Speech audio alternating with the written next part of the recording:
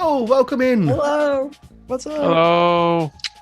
Hi. A little bit sorry about the quick disconnect and reconnect. Had a little bit of technical issues, but we are back. We are here for our third episode of Shark Tank Prelude to Knights of Payne University. So just bring that a little bit further down. There we go. So yes, we're back. 3 episodes. We made it. Mm-hmm. The big 3-0, which, well, not 3-0, but 33? 3.3.0. 03. By next week, we'll get pi. Oh, okay. There's a math joke in there. Well, we're doing 3.14. It's like maybe tomorrow we get pi. Yeah, don't worry. It's one of those days for me. But yes, we're here. We're back. Lots of energy, lots of excitement. City Mist is amazing. You have the City Mist soundtrack for this big hidden box playing in the background. We're also supplementing it with Syrinscape. Check out Syrinscape for all your Epic game needs, because Epic games need Epic audio. They're not a sponsor, but they do some really cool stuff, and that's what we're going to be just supplementing some of the sound effects with. The overlay artwork was done by Hidekiri Chibi. Hidekiri Chibi is one of our cast members. She also does an amazing art at Hidekiri Chibi Twitch TV channel, as well as bestokecc.com.au. And the overlay was designed, the functionality of the overlay was programmed and designed by Mr. Live Producer. Check him out at Mr. Live Producer on Twitch TV as well. And I think that's about it for that type of stuff. You can donate to the channel. The donations in the boxes below, in the descriptions below. Every dollar donation that you do gives a nominated person, essentially just gives that person a reroll, not a reroll, a +1 to a roll. Currently, I've got on the overlay, I've got 1 reroll. So, wrong game. 1 bonus, and Victoria has 2 bonuses. I went through everybody's sheets last night, and no one else listed them. So if you had any, they're gone. Mine should be on there. Sucker. Not in your sheet. It is. It's on the character tab, bio and info, luck 1. Find a sheet, put it in your tab of just a condition tab. Just write it, luck bonus. Oh, like a status? Okay. Yep, that's the easiest way of doing it. That way. Like a story tag? Yep. That's okay. Yep, that's all the easiest way of doing it. I spent all mine, so I didn't have to worry about that. So now people are saying they've got them. So now you're saying 1? Well, I had it in bio and info, not on character So sheet. 1 or 2? 1. 1, Because okay. I used 1 yesterday. I was going to Or say last time. Donatello. D. I have never used a reroll. Okay, it's not a real. It's a +1. +1. Each one's a +1. Okay, cool. So Oh, at I've least I've never got used that on the overlay. Sorted. Cool. And let's do our intros to everybody, shall we? We'll start with D. Hi everybody, I'm Dee, and my journeys with Dee on all platforms. So my character is called Do. Her full name's Donatella, but her friends call her Do. She's very much into 90s themes and fashion and pop culture. So you'll hear some references that she'll drop around those. She's basically an artificer, can build and do everything that she dreams of. And she has this magical relic, a slap bracelet, that really helps her to understand more of the world around her. So yeah, happy to play. Yeah. So for those that didn't grow up in the 90s or mostly 80s, the slap bracelet is just a piece of plastic about that big, and when you hit your wrist, it goes around your hand. That's about the month. It's like it's like a blind, in the window. Yeah. The blinds that you have. It's like Yeah. it's like that quality. Yeah. They're not that great, but they're usually quite pretty and colourful and whatnot. Yeah, yeah. And there's going to be a lot of a lot of references to the 90s, which make us sort of feel old. So I apologise in advance for if you're my age. Polter? Hi, I'm Polter. Polter Zeitz on just about everything. My name is Emery in real life. I play Zeke Delphine, the night shift security guard of Payne University, with the mythos of the Mothman. He used to be a former rock star and longs for those days again. Okay. Hi, my name's Karsh Goblin, and I'm playing Chuck, the dumb jock who's really fun to play. Not the brightest. Actually, just not bright at all. So we'll go to Neon. Yeah, I'm Neon. I'm playing Abrahm Petrov, the Knight of Payne University. I am a dance instructor, and my mythos is a bit of a mystery. It does have to deal with chaos and storms, so those are some hints for the folks out there. Okay. Red Wolf. Yeah. I'm Wolf of Red Roses on all platforms, Twitch, Twitter, wherever you want to find me. I am playing Corvus Castle, early childhood education professor at the university, and probably can guess my mythos if you watch the last 2 episodes. If not, you'll find out tonight in hopefully fun surprise. Yay, surprises. GMC. I'm the GMC. I'm not on social media, so you won't find me anywhere. My character is Victoria, daughter of a mobster, turned into she is a part of the Scooby-Doo gang, and dislikes her father, dislikes criminals, and her mythos is Mordred the Betrayer from King Arthur. Okay. And Polly, what's your mythos? My mythos is me. Polypeople, twitch.tv/polypeople is my mythos, and it comes to life a lot of days in the week. But otherwise, I'm the MC of this game. And this is our 3rd day. We're just going to dive right into the action, right? We're all good to go. So yes, when last we met, well, at the beginning of every save of this game, there is a voiceover monologue. And today we're going to hear from Zeke, who will, through their voiceover monologue, give us a recap of where we are and what is on their mind or his mind today. All right, so one moment, I'm the center of attention. All eyes are on me. Like the good old days almost, just more wings and less guitar than I'd prefer, but I was able to swoop in and help Victoria. But man, Abrahm was the real star of the show. I mean, that storm he cooked up, we got out of there, but I think that pen Corvus left behind might come back to bite us eventually. And there was that one officer down. He's down. I tried to see what was going to happen to him, and I think somehow me looking through the mist actually made things worse. Worse as in the guy's not going to get back up. And Corvus, I'm not happy the guy is dead, but I see bad stuff all the time. I kind of only see bad stuff. And of course I want to help people, but I can't help everyone. I see people get sick, I see people die, people break a bone, get in an accident, families break apart all the time. And there's just like a disconnect after a while.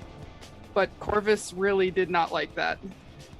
Anyway, we were okay and out of the thick of it until we ended up in the pawn shop. It's like part of someone named Honeylip's operation, and I think the one guy might have called for help. But either way, we really got to watch out here. I managed to keep the one guy quiet, but we're heading back to the science room now, and I hope he stays quiet.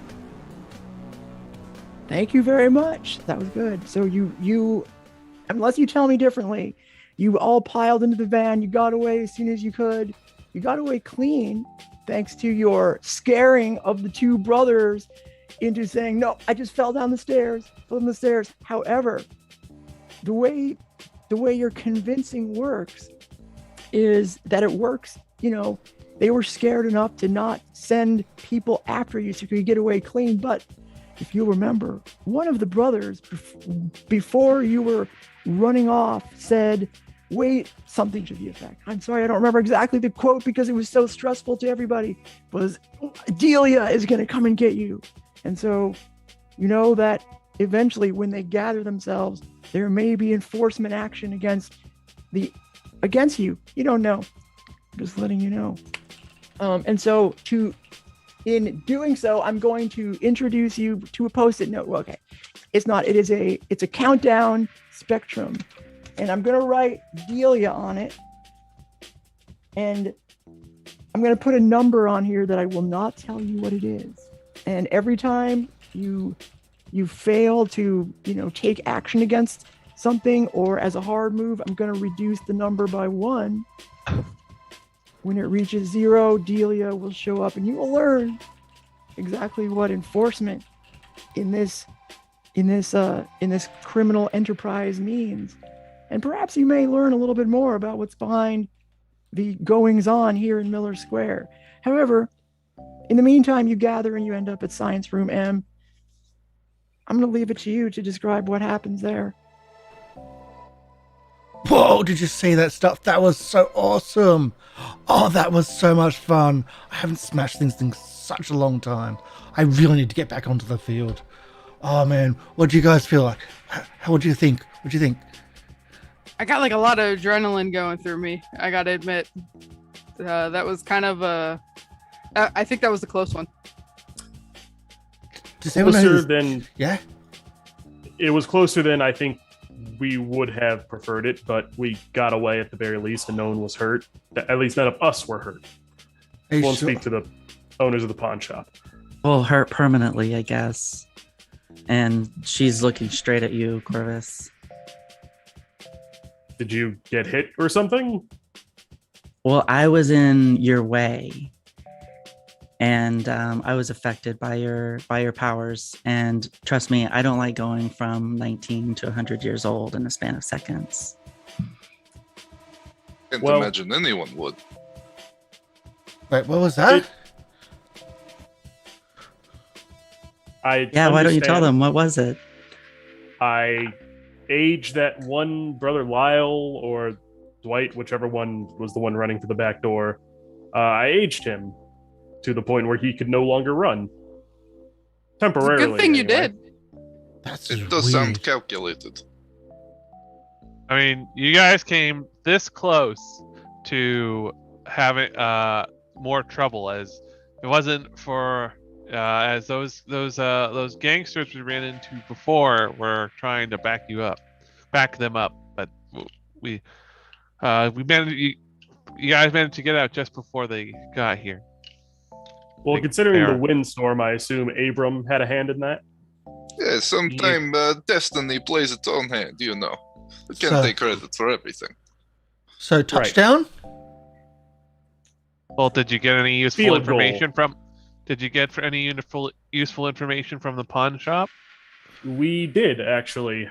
We discovered 2 names and most likely where at least they might be operating out of. And that Corvus thinks that field goal's actually, useful?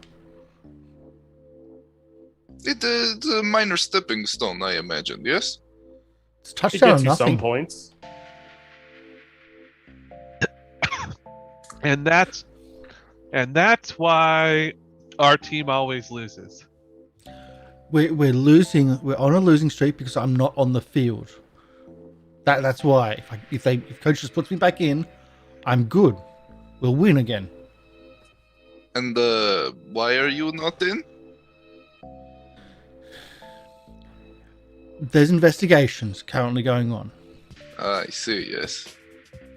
They say that I broke my leg and it didn't happen. Probably just investigating whether or not you cheated on making sure your grades are up and you didn't cheat. Oh no, we all cheat. The grades, it's not cheating when they give you the answers, and they just you just sign your name and then hand it in. There's no cheating there. Then the school ethics board probably got involved. They're the ones giving the tests. Anyway.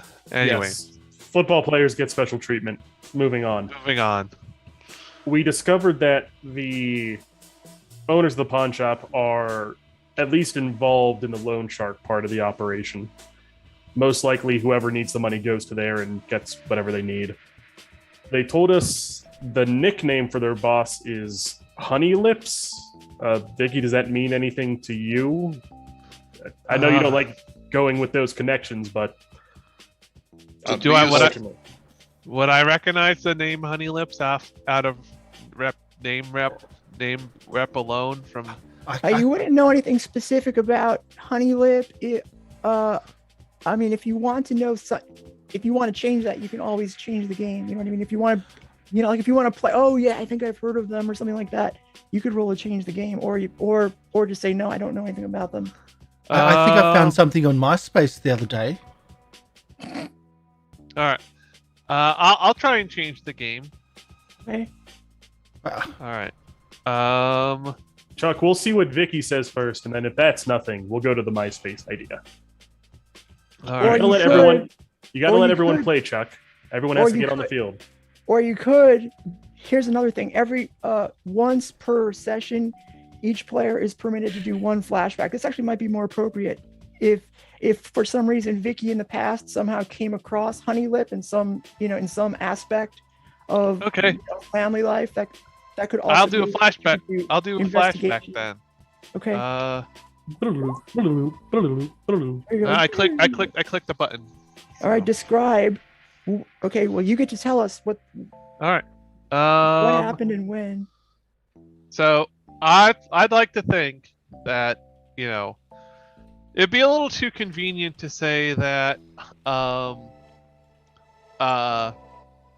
that Honey Lips used to be part of my dad's gang, but what I think would be better is that maybe, you know, a couple of years ago, before my dad and I had like our big falling out, and I was still in high school. I still had the I was still just a goth girl, but I didn't get into politics or or more rebellious stuff yet.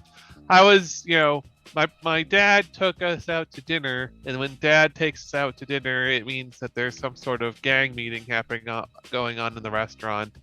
And, you know, maybe if this Honey Lips is some sort of big shot in another family or another organization, they probably attended, and maybe I learned something about them from there.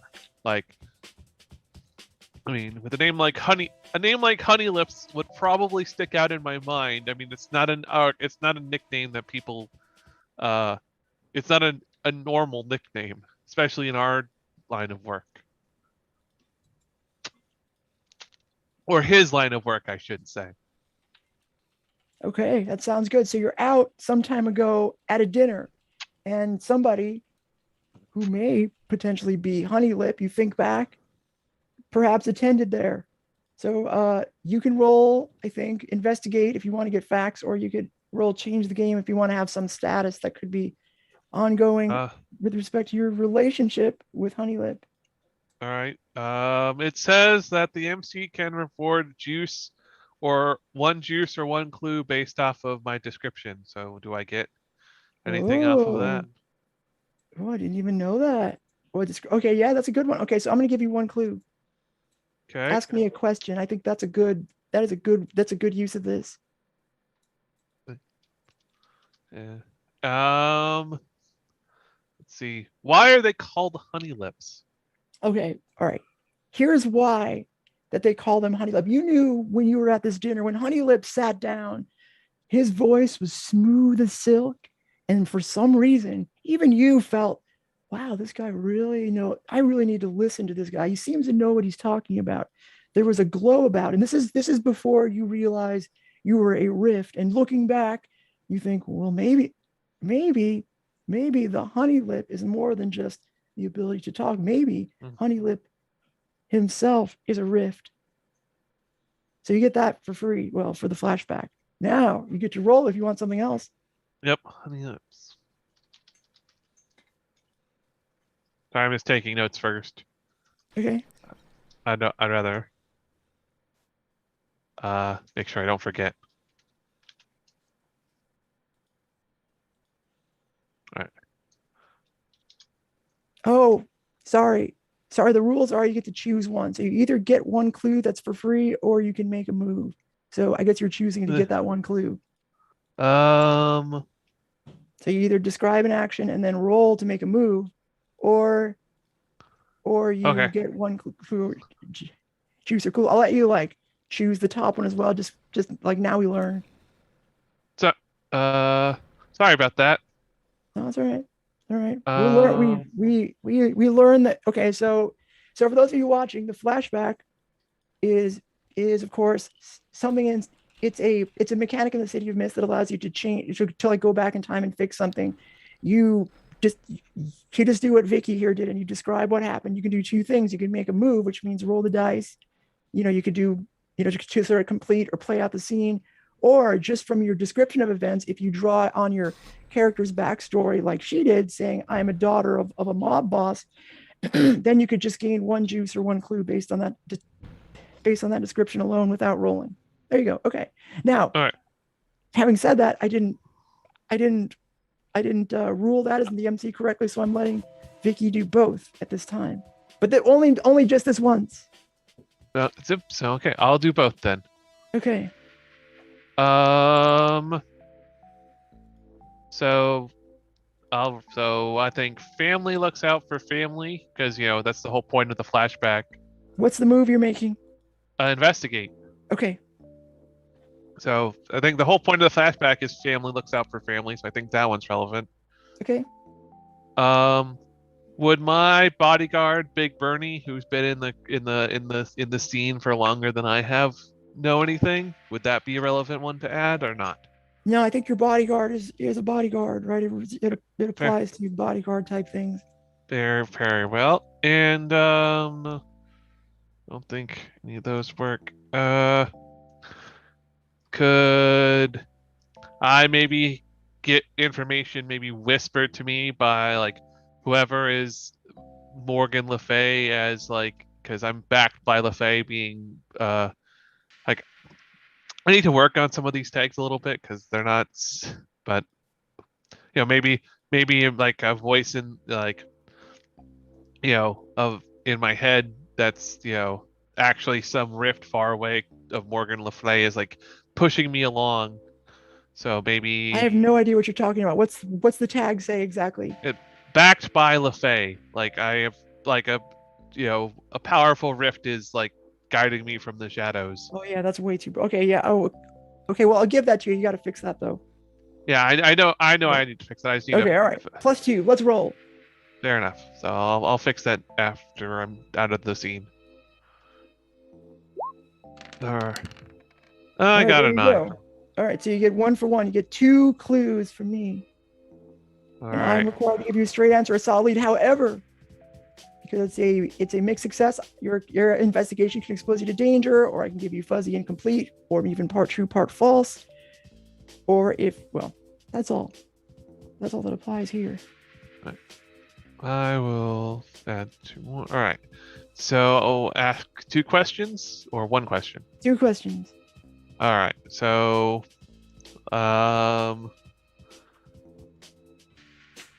what was the name of the other person who they said were going to come after us? Delia. Delia. I guess. Good one. Should I say?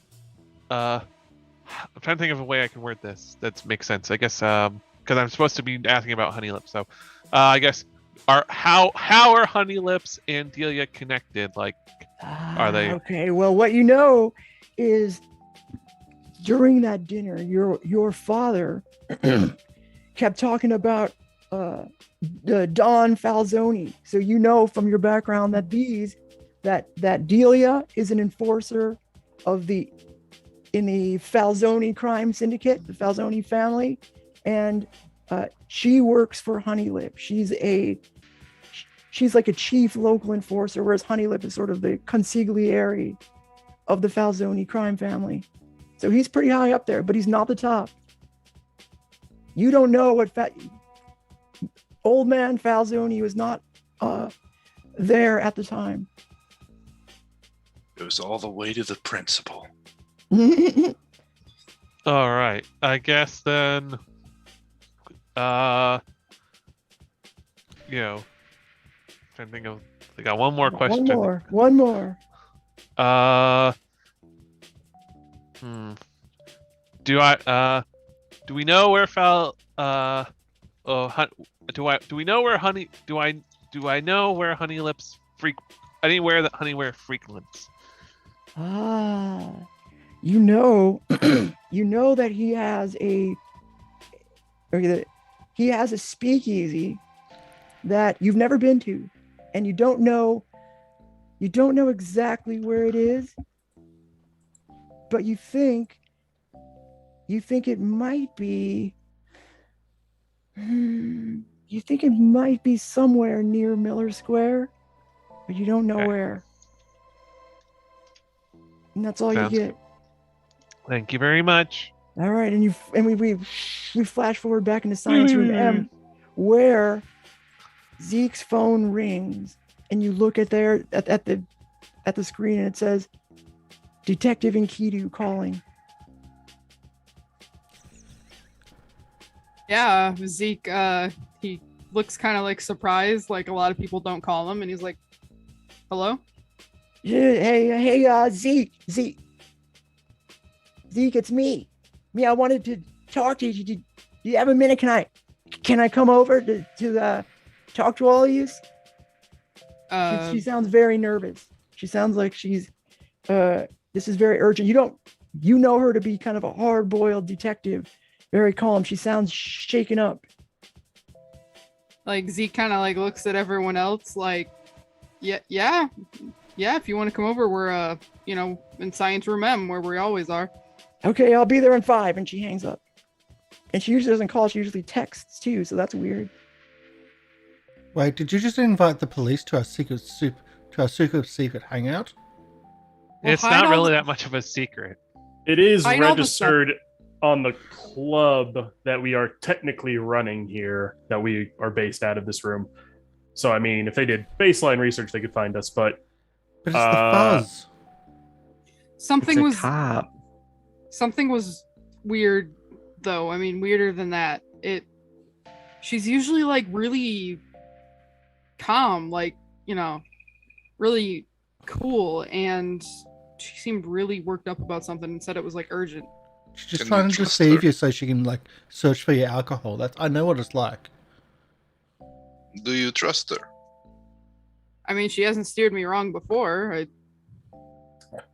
A better question is, if this person who you say is never nervous is nervous now, is it possible she's being threatened to bring other people with her? Mm-hmm. Mm-hmm. We know the police are working with thugs. Sure. I know. We'll hide in the bushes, and when the police car comes up, we'll throw things at it. You don't got any eggs? I think maybe if you guys... I totally support you in this, Chuck. I think that's a great idea. Do not encourage... No, hold on now. We As might not want to do that. We cannot encourage you to go throw eggs at police cars. I can, and I will, except for this instance. Oh, yeah, Zeke, what happened to you? You used to be so punk rock. I used to look up to you so much. You're breaking my heart. I'm yeah, certainly not going to now I'm participate. having second thoughts. I've egged police cars when I was maybe 13 years old. Now I'll get in trouble, more trouble than I can deal with. So pass. Can you want to go get your? Oh, sorry. No, go ahead. If you guys want to get yourselves arrested, go ahead. What if we like get? We probably won't have enough time. Damn. I was just thinking if you TP like across the boom gate area, so like there's just a wall of TP and they have to drive through that. That'd be so much fun. Well, Chuck, what about this? Think about long and hard about what they. What if we did not? What if we did not do that? I can build a TP gun that might be able to do it fast, like rapid fire. Yeah, but it's about wrapping, like 2 poles from the boom gate area. Like one, we don't so they have to have that much through. Toilet paper. 2, we got access to the nurse's station. Does it have to be toilet paper? Could be bandages. That is a that might be a waste of resources. Yes, that is a waste. Let me say, normally you two, I am 100% behind fighting the man. But right now, I think we actually need to focus on what is going on here. Why is she so nervous? I'm really having second thoughts about inviting her now. I've been a little frazzled lately. Is it because you potentially killed someone? No, it wasn't that. It was something. Probably cool. should be. Sorry, Chuck. What'd you say? You used to be cool. Now you Do are. not Yeah. do not let them peer pressure you. This is good thing. Police will come. We will talk. It is good. Well, it's something that'll give us more information. Good is relative. Could I look? Can I use my future vision? It hasn't done well for me in the past. But could I see if there's gonna be someone else arriving with Detective Enkidu? You would like to see beyond. You have to look beyond the mist. Okay. Yes, ma'am. All right. All right. Detective Enkidu gets into a horrible car crash because of this. Never arrives. Yeah. She comes okay. out. Well, I've killed another one. Oh, that's funny. Okay, so how many mythos themes do you have? One or two? I have 2 mythos themes. Okay, so I think you roll just +2, right? Okay. Hold on a second. Is there a pull it up? Is there a look beyond the mist move in roll 20, or is that beyond? There is roll not. 20? Okay. I can quickly just Google it. Okay. It's on the it's at the bottom of the player sheets. It's like not on any of my MC stuff. It's not on my I mean, it's a quick- good quick move, but reference. it's Pretty it's sure you it's roll with advanced. Mythos, right? Yeah. Yeah. So it'd be +2. I was going to say this might be a good time to actually use any pluses if you had them, but I don't think you do. Okay. Yeah, I think I used my last one. Yep. Because we don't want to be Okay. killing people again. You can spend clues. Oh wait, sorry. That's not your role. Your role is coming up. The magic. Should have spent one of And those luck. go. Do we have the rules pulled up? When you Yeah, reach- it's posted It's in the underneath chat. Victoria's role. There's what Yeah. happens Okay. when you do this. Okay, good. Thank you. No problem. It's at the bottom of if you look at the player in the player's like the player move sheet PDF, it's at the bottom of that. Yeah, basically you'll just roll an investigate with +2 power because she Yeah, has 2 yeah. mythos. Or he has 2 mythos. All right. So I just rolled investigate. Yep, just roll investigate with a +2 power too. Oh, Yeah. you succeeded! Ah, Finally. Well, well, describe what happens to you, and then I will. You could ask me questions. Yeah, I imagine Zeke just kind of like goes into a trance again. You see like his eyes just glow red if you can see them over the rim of his glasses, and he starts to see things that are yet to come. Okay. You do notice, looking through the mist again, those, you see this waterfall of symbols and numbers, and all of a sudden it clears up this time, and you see Enkidu driving. Again, you can see in her face what you heard in her voice. She's nervous. She wants to get there, but she is alone. That you are fairly sure of. She's alone. She's alone. All right, I think that was mainly what I was concerned Yeah. about. But you get one more question. One more. Let's see. Could I get a glimpse of the news that she has to tell us? Like, That's a good one. Okay, so two things happen when you try to look further in her mind. The camera focuses on her face, which you see. It pans wide, and in your mind's eye, you know that she's going to come talk to you about the Sam Saddle case. the guy who died, the one-stop shop. There's an organized crime syndicate going on. But as the camera moves back and the shot opens up wide, you see, unbeknownst to Enkidu, a nondescript sort of Cadillac-looking dark blue, I don't know, rather new vehicle, sort of nice rims with two of those, again, pinstripe gangster suit people tailing her. And she doesn't seem to know that they're there. Okay. And then you come, like a sudden that it like pops into view, and then suddenly it. And Kidu, do we know the other is a rift? Like, I imagine that's why we were talking, really. You've used up your 2 clues. I think she was kinda... asking, do we know if Enkidu's a rift? Do we know that? Oh, yes. Yeah, okay. That I will give you. Okay. Yeah, I imagine because we're friends. Yeah. Yeah, I think after... we'll say back in the day, you used to do, like, little jobs together because you're both in law enforcement to some extent, So you're kind of friends. Yeah. We'll just write that into the backstory right there. Yeah. Only the good laws. Only the good ones, yeah. All right. I think after I see like someone following her, I'm going to immediately. I don't know if it would be better to call her or text her because I don't want. Oh man. Do you tell us what you saw? Yeah.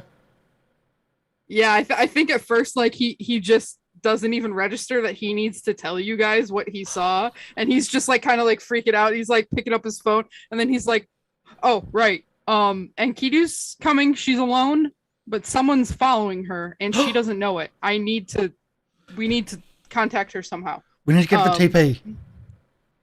Maybe waiting out in the bush is not a bad idea. Can you make that cannon? Yeah, I can make a cannon. I'm going to text her. Oh, medical really supplies. Quick. Can you make a needle cannon? We can shoot them with needles. Yeah, for sure. I can Like make a needle cannon. That would be bad. Yeah, definitely. Shooting people up with needles might be bad. That is a bad idea. Yes, don't do that. Let's see if we tell her that she has a tail, see if she can lose it, and then come here. Yeah, I'm going to text her pretty much as soon as my vision stops. I'm going to text her like in all caps, like, you are being followed. Like, don't ask me how I know. Okay, so you send the message and you hear no response.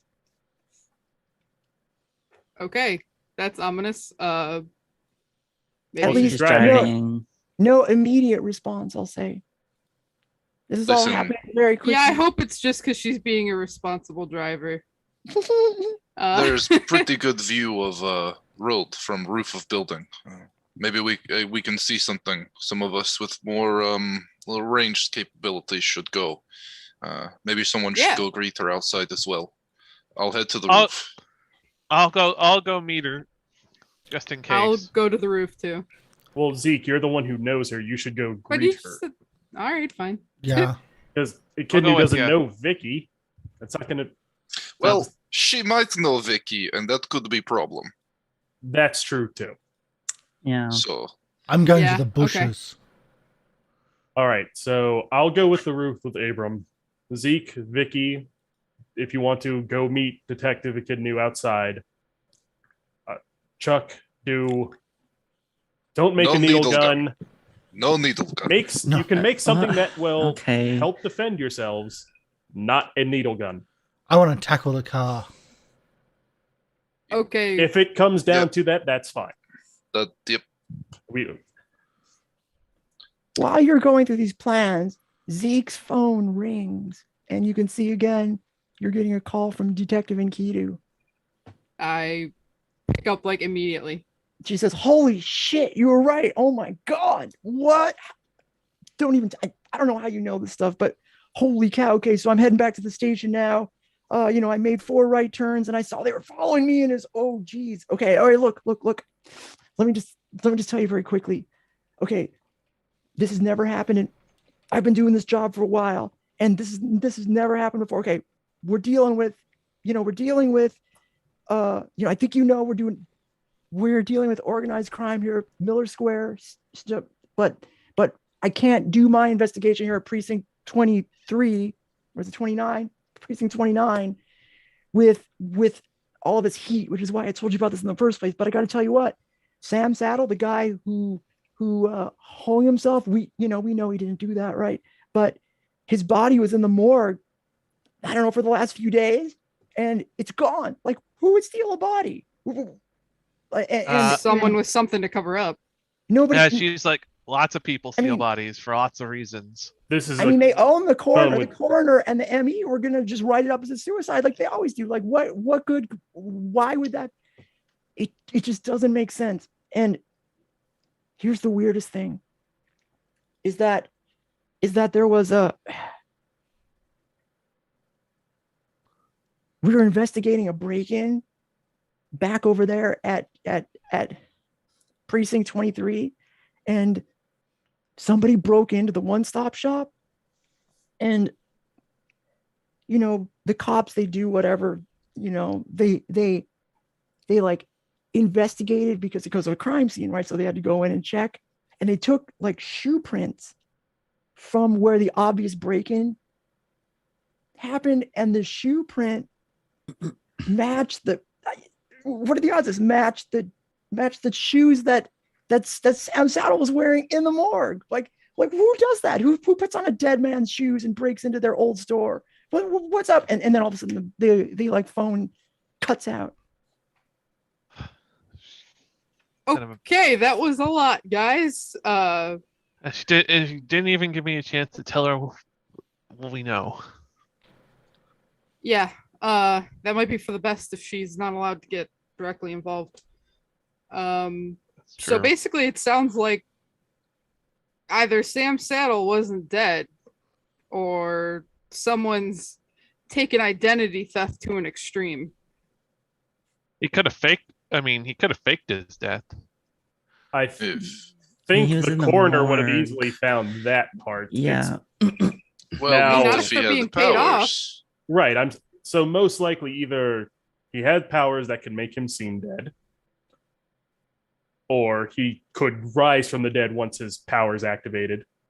It's possible. Or someone else is a necromancer.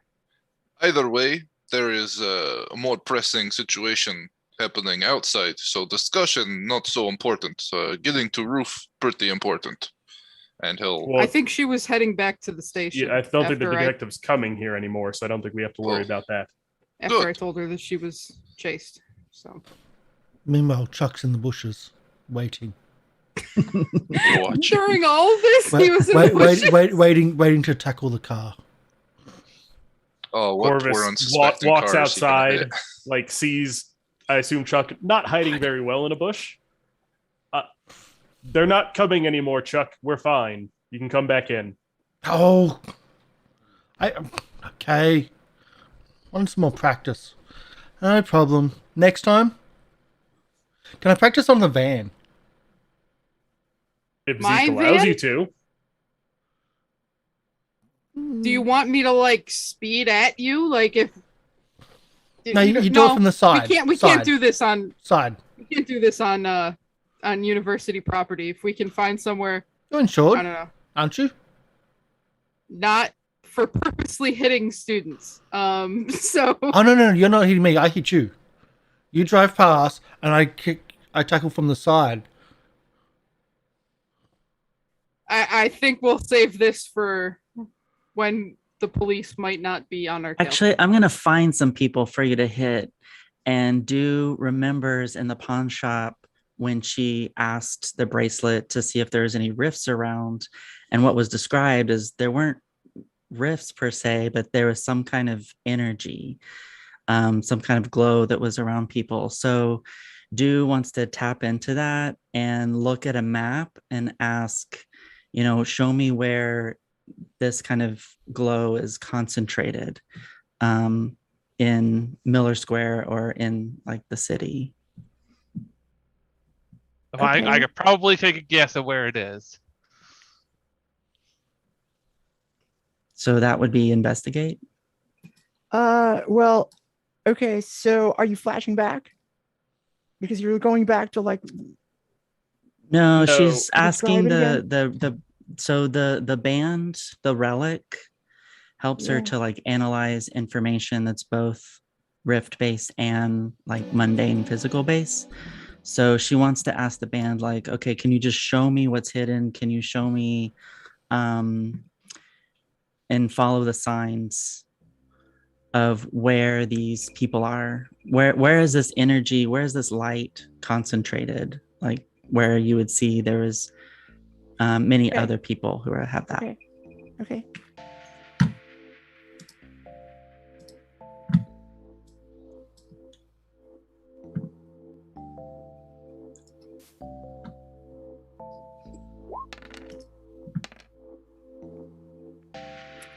Okay, you can spend your clues 1 to 1, and your investigation can expose you to danger. Clues are fuzzy, incomplete, or part 2 false.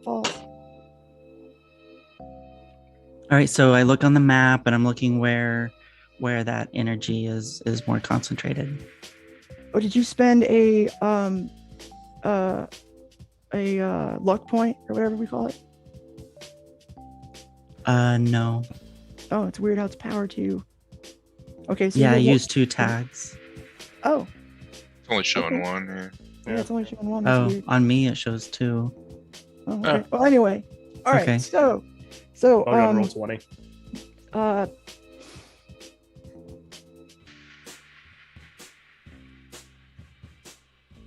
unsurprisingly to you, it does seem that there is a energy, I'm not going to say rift-like energy, but it is a energy of the legendary that is concentrated primarily on the well-known Falzoni mansion. That is of course the home of the Falzoni crime family. You also notice that there's traces of energy, that this same kind of weird energy, you can't put your finger on it, is moving in and out of Miller Square, and not only there, it's spreading its way throughout other areas of the city as well. Mm-hmm. And is there a place in Miller Square where these energies go in and out of more frequently, or it congregates more so outside of the Falzoni house? You don't know. You can't see that. It's too fuzzy or incomplete. Mm-hmm. Okay. Is that all? That's all. Okay. All right. So, so this energy is mainly concentrated at the Falzoni house, but these people are making moves. They are all over Miller Square, and their reach is spreading outside. So if you remember, it was Larry and Dwight, the pawnbrokers, who had this energy that I detected. It's They were not. nice. Yeah, they were. I mean, I was supposed to meet the boss. I don't know why, but then stuff happened and I can't. But yeah, it's not rift energy. Are you sure it's not? Because they seem to be really, really, really nice. I was about to say, they did yell out they have the same powers as Honey Lips, or Honey Lip, whatever it is. Yeah. I don't. Honey Lips is a rift. I remember he had some sort of aura about him. Maybe they found out. Maybe he found a way of spreading that out. Maybe that's part of his powers. That they can Yeah, I don't- lend out their power. I imagine some rifts are able to.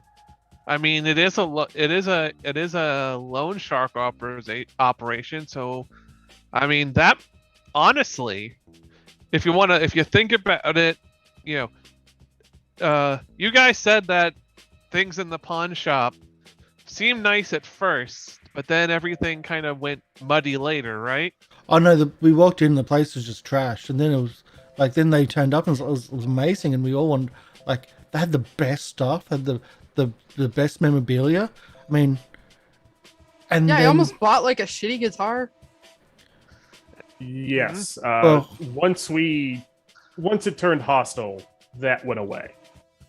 And so that happened with the shitty pawn shop. And remember the pizza place? It happened to a shitty pizza place too. Did it? So the pizza was nice. So what if Honey Lips has somehow uses his power to make people think these places are good and he's able to loan it out? It'd be the perfect sort of loan operation because it'd be completely clean. No dirty money or anything. And I know that this Delia person and Honey Lips both work for the Falzoni family. I remember them meeting. And I know Honey Lips has a speakeasy somewhere in Miller Square too, but I don't know where. Well, what about that bar that Chuck found? I mean, I doubt a speakeasy would show up on Google, but it'd be worth a shot. What about Netscape anything- Navigator? I can try that one. Anyways. So I mean- I do have a question. These names that are coming up, mob types, mafia types. Mm-hmm. What is our plan here? I mean, this could be very dangerous. A lot of trouble. Do we intend on taking on mob? That is a good point. What is our end game here? Because we can... I mean, no, the actual answer is we can't go to war against the Mafia. We can't? No, we can't. Yeah, it wouldn't be so much a war as a massacre on our side. Mm-hmm. Does that mean you can, issue us guns, Zeke?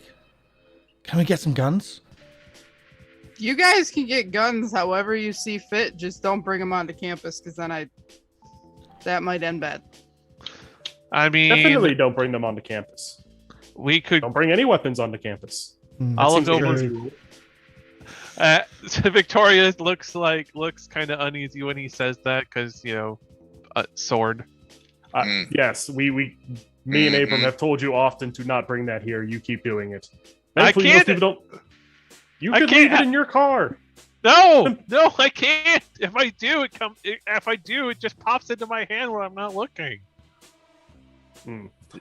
So, with your previous dealings with Honey Lips, I mean, is there something we could give him to persuade him to leave Miller Square alone? Is there some sort of angle or avenue we could work? I don't think we'll find that out until But we find Honey they're Lip. branching throughout the city. It's not just Miller Square. They're going to take over everywhere. It's like We I can't would stop imagine. everything. I can try. imagine. I mean, what I imagine is that one of two things are happening, and depending on which one it is, so there. I don't know that much about Honey Lips. I'll be completely honest. I just met him. I met him once at a dinner. I met them once at a dinner that was held by the Falzonis and my dad's and my dad.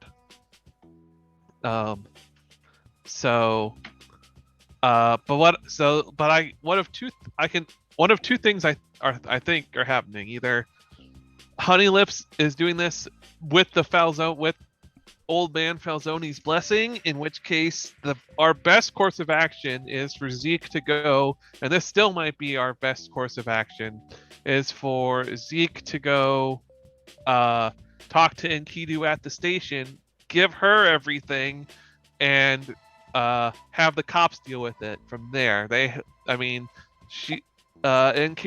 this Enkidu person isn't on the take, she could probably, But she's like the only one who isn't. She said the way she said it, like everyone just glossed over it. It was all one big conspiracy. So I know you might not like this suggestion, Vicky, but what about asking your dad? Does he not have pull within this syndicate, this underground? I mean, within his territory, but this is Miller Square's Falzoni turf, and I don't think he's going to be willing to start a gang war. Not war, but at least get us talk, right? They are old friends. Go to dinner? They were dating. Also, if Could be they were dating. If Do is correct, they're expanding operations. Once again, I know you're trying to cut off contact with them, but I would assume your family would want to stop something like that, because eventually expansion leads to very few territories left for everyone else. Not war, but at least. I guess I could go and ask. Son of... Also, is your dad a Rift as well? We never asked that. I think that might matter a little bit here. Does he want to sponsor a local sports team? No, Chuck. He does not. Bad idea. So are there any places we haven't investigated? Are there places in Just Miller Square? The bar itself we haven't been to, the one that Chuck found. Which Let's go to the bar. Well, like that. That's Yeah, I can make IDs for if no one's Chuck, are you over age? I probably have a fake Chuck ID I can isn't, lend but you. Charles is. Yes, Charles Dickinson. Yeah. Right. Yeah, as Vicky will just sort of like we did down this road before. But anyways, if you out of character, I never really established if my dad was Rift or not. I figured that would come up with it. I didn't think that would come up so soon in play, so I didn't think that far ahead. You don't have to think that far ahead because you don't That's know. all. Only I know. Improv.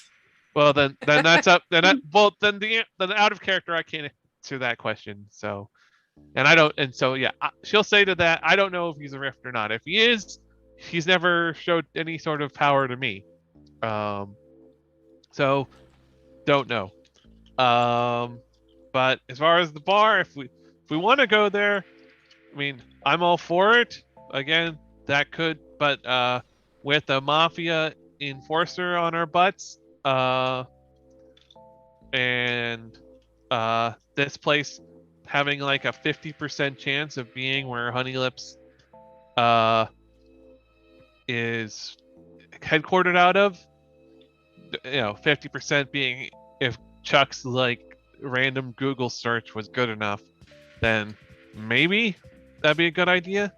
And also, the one other thing that I forgot to mention, if the cops are the option, is if we could figure out whether or not if Honey Lips is going into business for himself, then we could go to Old Man Falzoni, and then Honey Lips would be taken care of that way.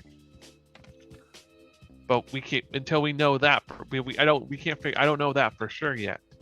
So I mean, just from the last clue, a lot of that energy that is Rift, not Rift, the legendary energy is centered around the Falzoni house. So my assumption is that they're connected, or there's something has to do with that energy and that family.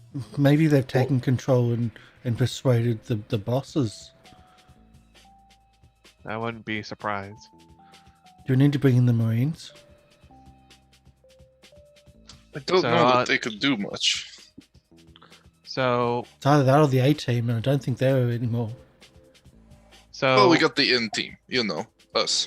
So it's still a question of the A-team had guns. What is our end game here? Like, do we want to go? Do we want to confront Honey Lips, or do I go and talk to my old man? I don't know that it would hurt to do both. How do you know where Honey Lip is? We do not. I think the idea is to go to the bar and maybe find more clues. I see, yeah. So we should figure out where Honey Lip is, because we're not going to, the Falzoni crime family house? That seems like a bad idea. That would get us. Yeah, you happen to know okay.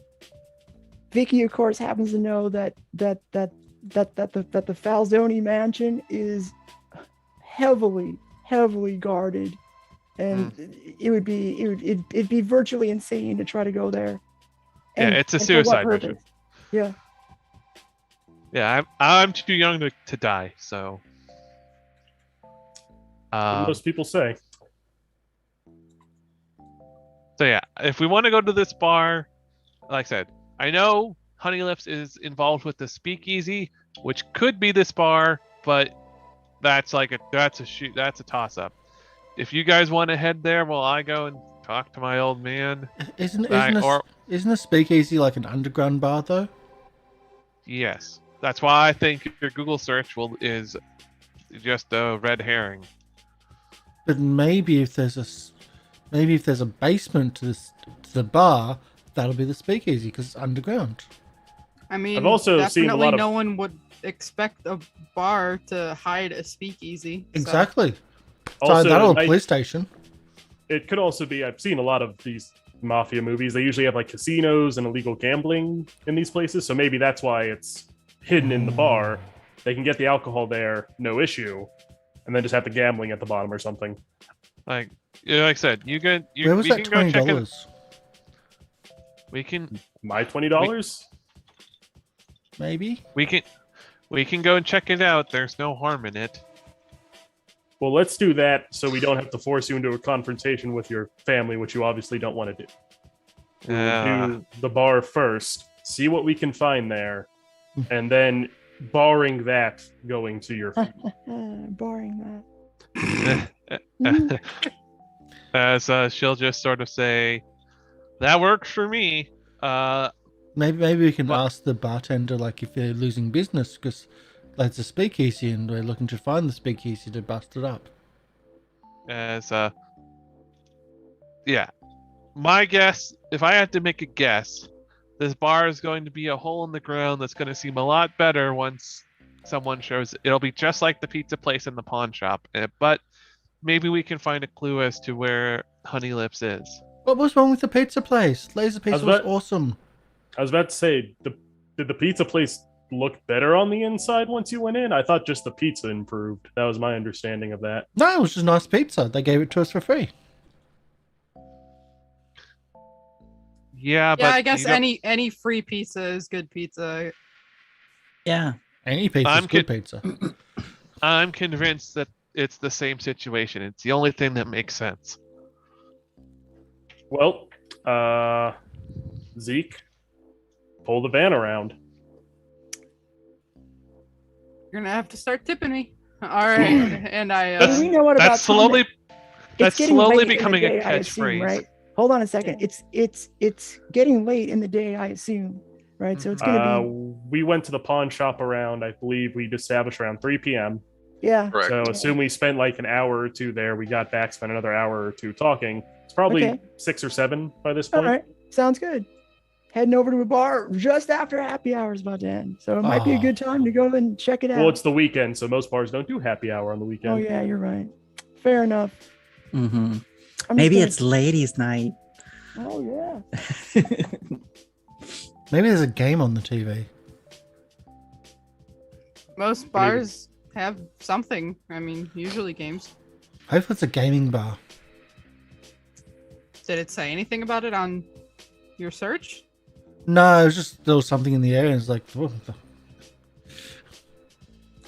Well, I guess we'll find out. Does anyone know how to play pool? Yes. I can learn. I think there's a TikTok tutorial I can look up on that. So, a what?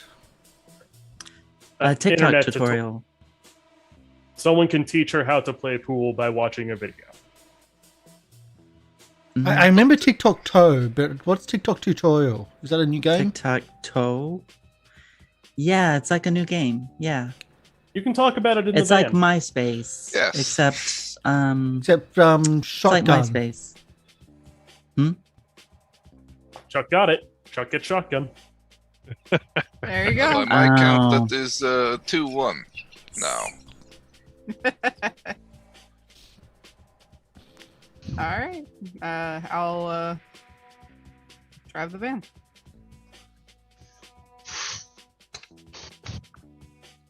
Okay, so let's assume, or let's just say, you all get in the van. You Mhm. arrive at Miller Square. shortly after you just you arrive at Rusty's bar, which of course is not right on Miller Square. It's in the Miller Square area. It's not in that place that you just ran from, but you feel uneasy about how close in proximity you are arriving again at a place that is not far from where you fled and barely got away clean. But here you are anyway. Hey, got away clean though. That's what matters. True. And so, who goes in? I do. Yeah, definitely Okay. do. I'll go in behind you guys. Okay, Charles So- goes in.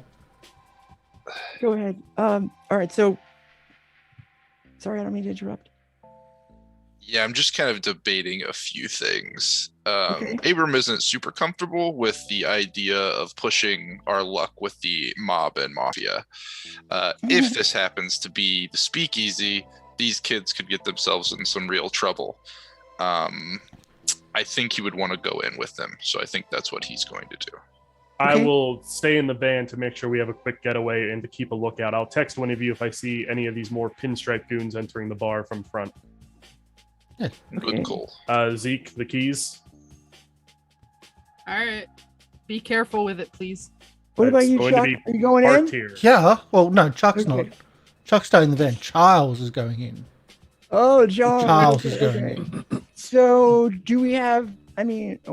We'll play to see find out. So the group that goes in, you walk into Rusty's bar, and immediately you think this might not have been a great idea. Covered wall to wall with wooden panels and cheap wallpaper, and reeking of spilled beer, and sawdust all over the floor. Of course, this mostly empty old dive bar has the air of a Wild West saloon in a ghost town. You notice few up to no good hoodlums leering at you immediately from their table as you walk inside. It is, well, we'll say not a few, we'll say several. This is a rough-looking crowd in a rough-looking bar, and you are kids from a university, most of you anyway, or look like kids from a university that have just walked in on the wrong place. A freckled ginger man in a black shirt is swabbing the bar intensely, and now is intensely looking at you. Greetings. You kids don't look too old enough to come in here. You don't look old enough to be in here. I'll produce my ID, which says that I'm 21. Okay. Is there anybody who's actually under 21? I just don't know. I think Chuck is. All right. That's why I've got fake ID. Who is? So Chuck Okay. and do. All right. So I'm gonna need a sneak around from Chuck and from Dew. Whenever you try to do something deceptive, that's the role that's required. Hmm. I'm just offended.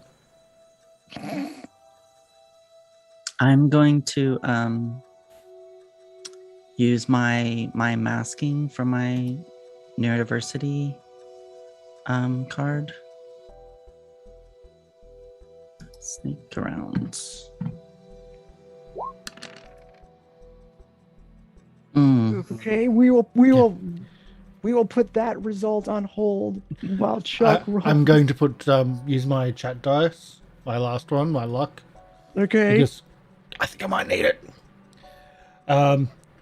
And let's do this. There's my sneak around. Rusty, by the way, the guy behind the bar is called Hey. Rusty. Yeah. He doesn't show that he is. He just hands the ID back to you, Dew, and you have no Mm-hmm. sense that he's on to any of this. Thank you.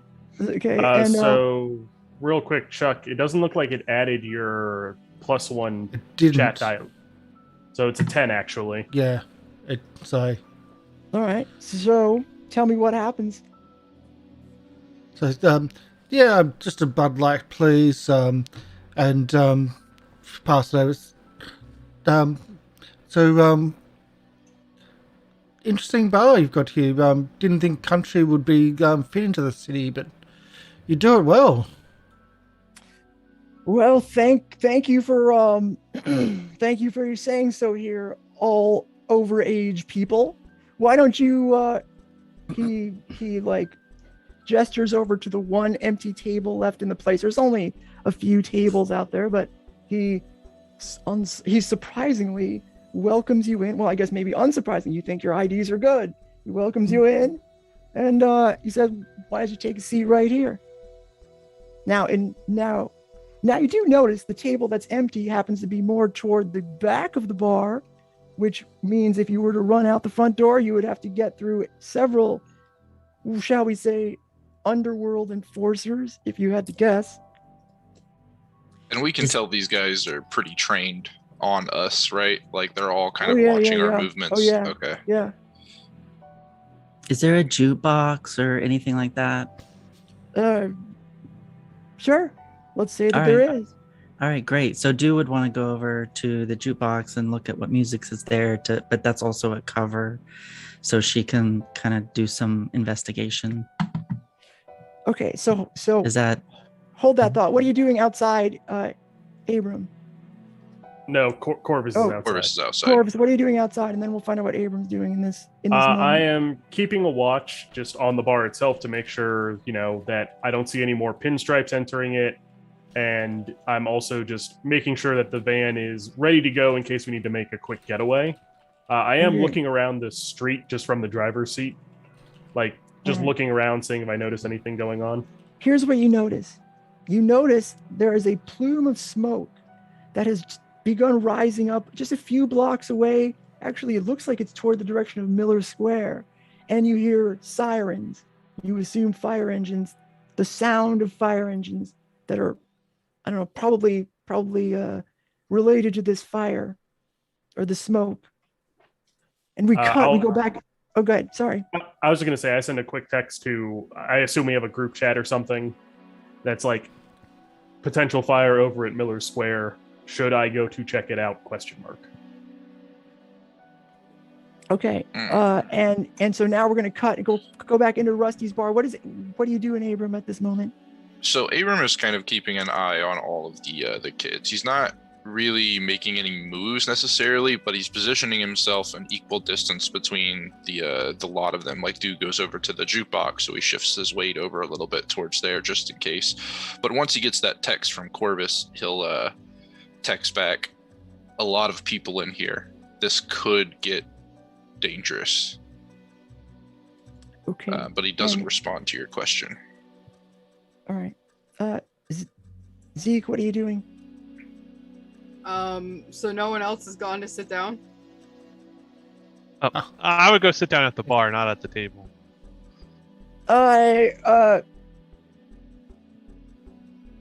Rusty says, this is where you're gonna sit, right? If you want to come drink at the bar, we have an open table. I'm trying to fill up the tables where you sit at the table. Do you serve dinner, food? You got like chicken wings and ribs? Okay, let's hear what you have to say. Vicky, you are going to either sit at the table or you're gonna have to sort of explain how you're gonna stay there at the bar. Abram all the while is motioning to the table. I'll go. I'm gonna sit down at the bar at least. Yeah. Or the table, I mean. Yeah. I'm not I mean, gonna you can sit at the table or you can sit outside. How about that?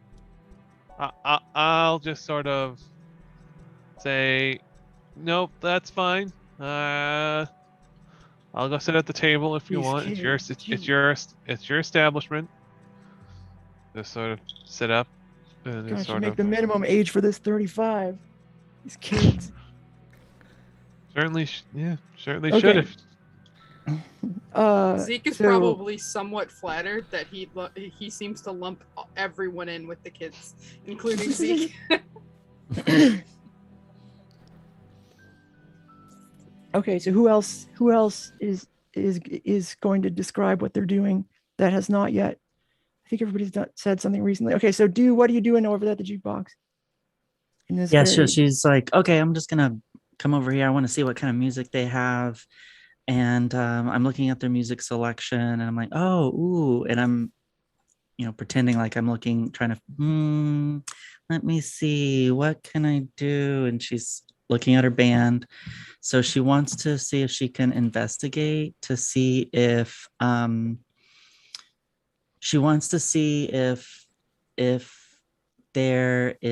any, if there's that legendary energy that's in this bar. Okay. So I'm gonna go ahead and select Rift Energy Detector, even though it's not Rift Energy specifically. All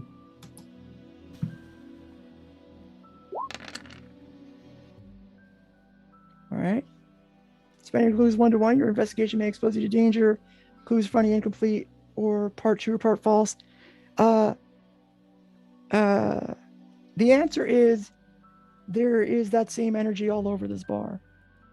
It's these, like the several underworld enforcers are glowing with it. They're clearly energized by something. You don't know if they're rifts or not. However, as you, because of my countdown, I've been tracking the mild successes and the failures. As you are looking through the jukebox, you are thinking, you're concentrating on the rift. All of a sudden, your detector flashes red. You see, oh my gosh, all of a sudden there's rift energy that just pops up and surrounds the bar that you're in. And you look down at your feet and there's water. No joke, there's water now on the floor. It's like you were standing on like a wooden sawdust covered floor.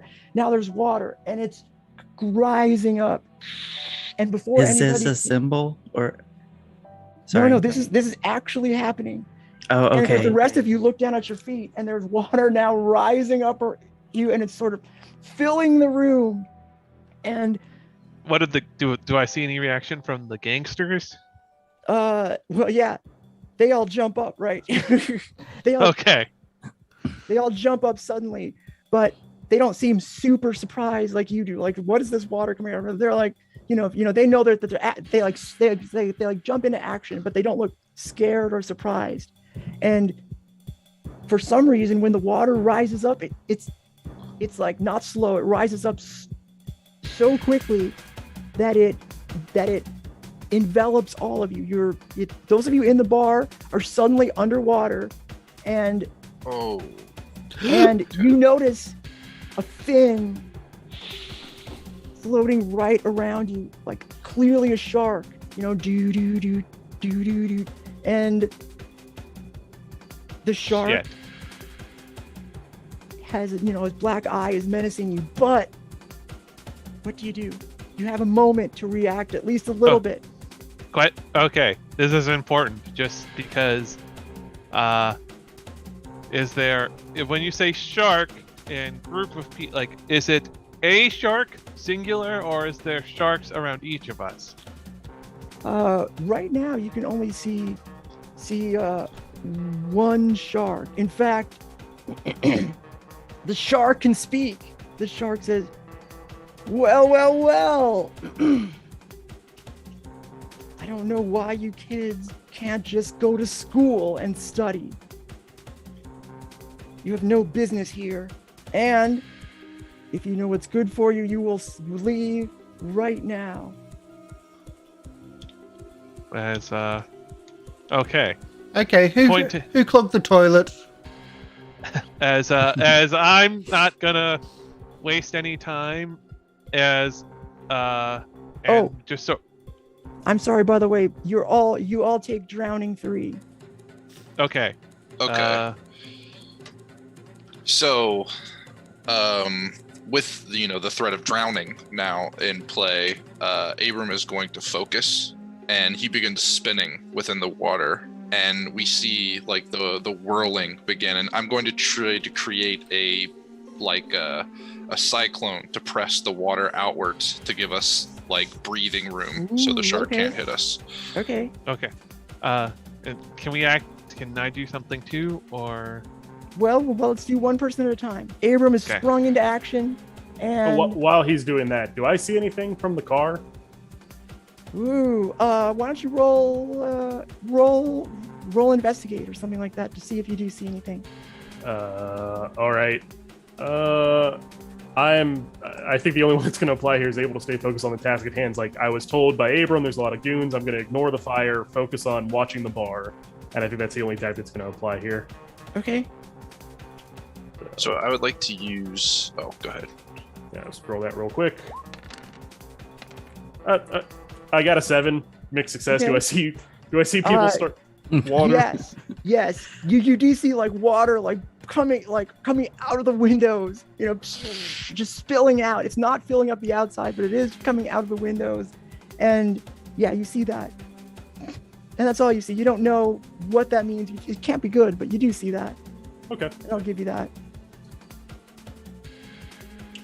So I would like to tag. I won't lose anyone else because I'm trying to save these guys from drowning. That's perfect. Gale force winds and a storm by any name. Okay. I will tag my weakness of requires time to swell because I've got to sit here and spin and create enough force to push this water back. Okay. And what am I rolling exactly? Well, let's see. What are you trying to achieve? So I'm trying to create a pocket of air where we are not drowning, where my students can react to the.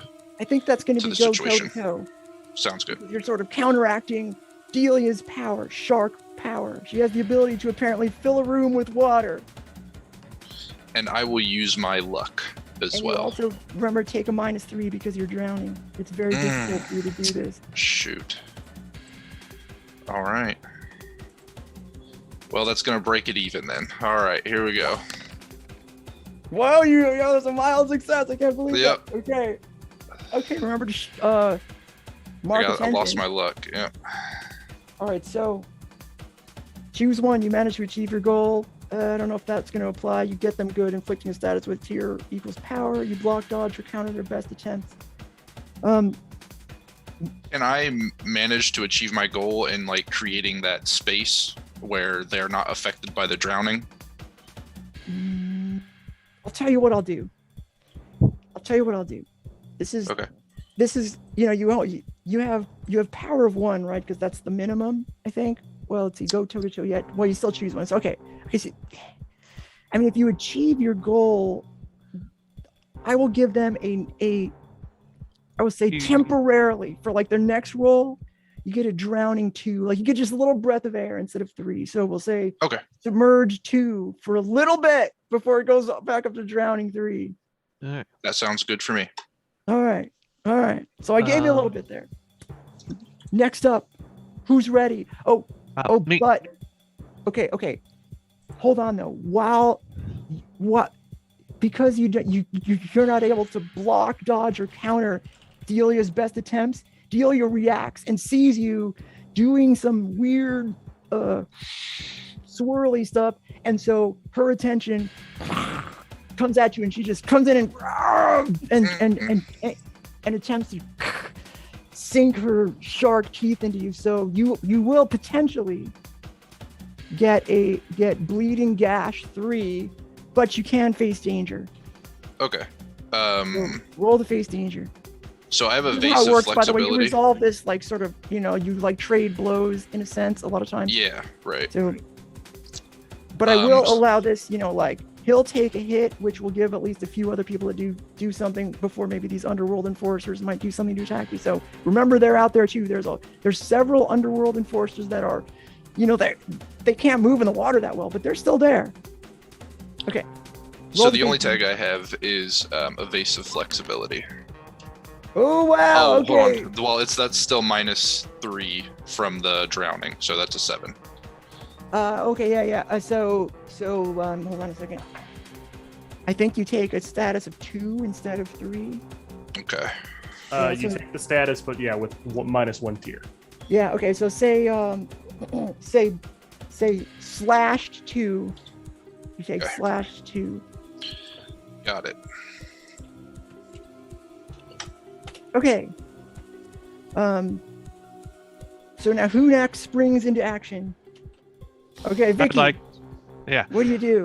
I'm just sort of look at the shark and say, "You want us to leave? Well, you're kind of standing in the way, so let me move you." And so Sword, umbrella turn, sword drawn. I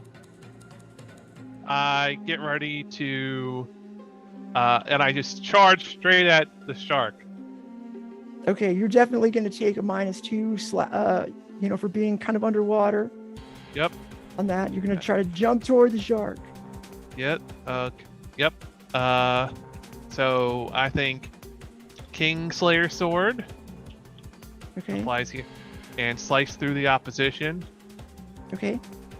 And Gallant Knight, I'm like charging bravely towards Okay. my.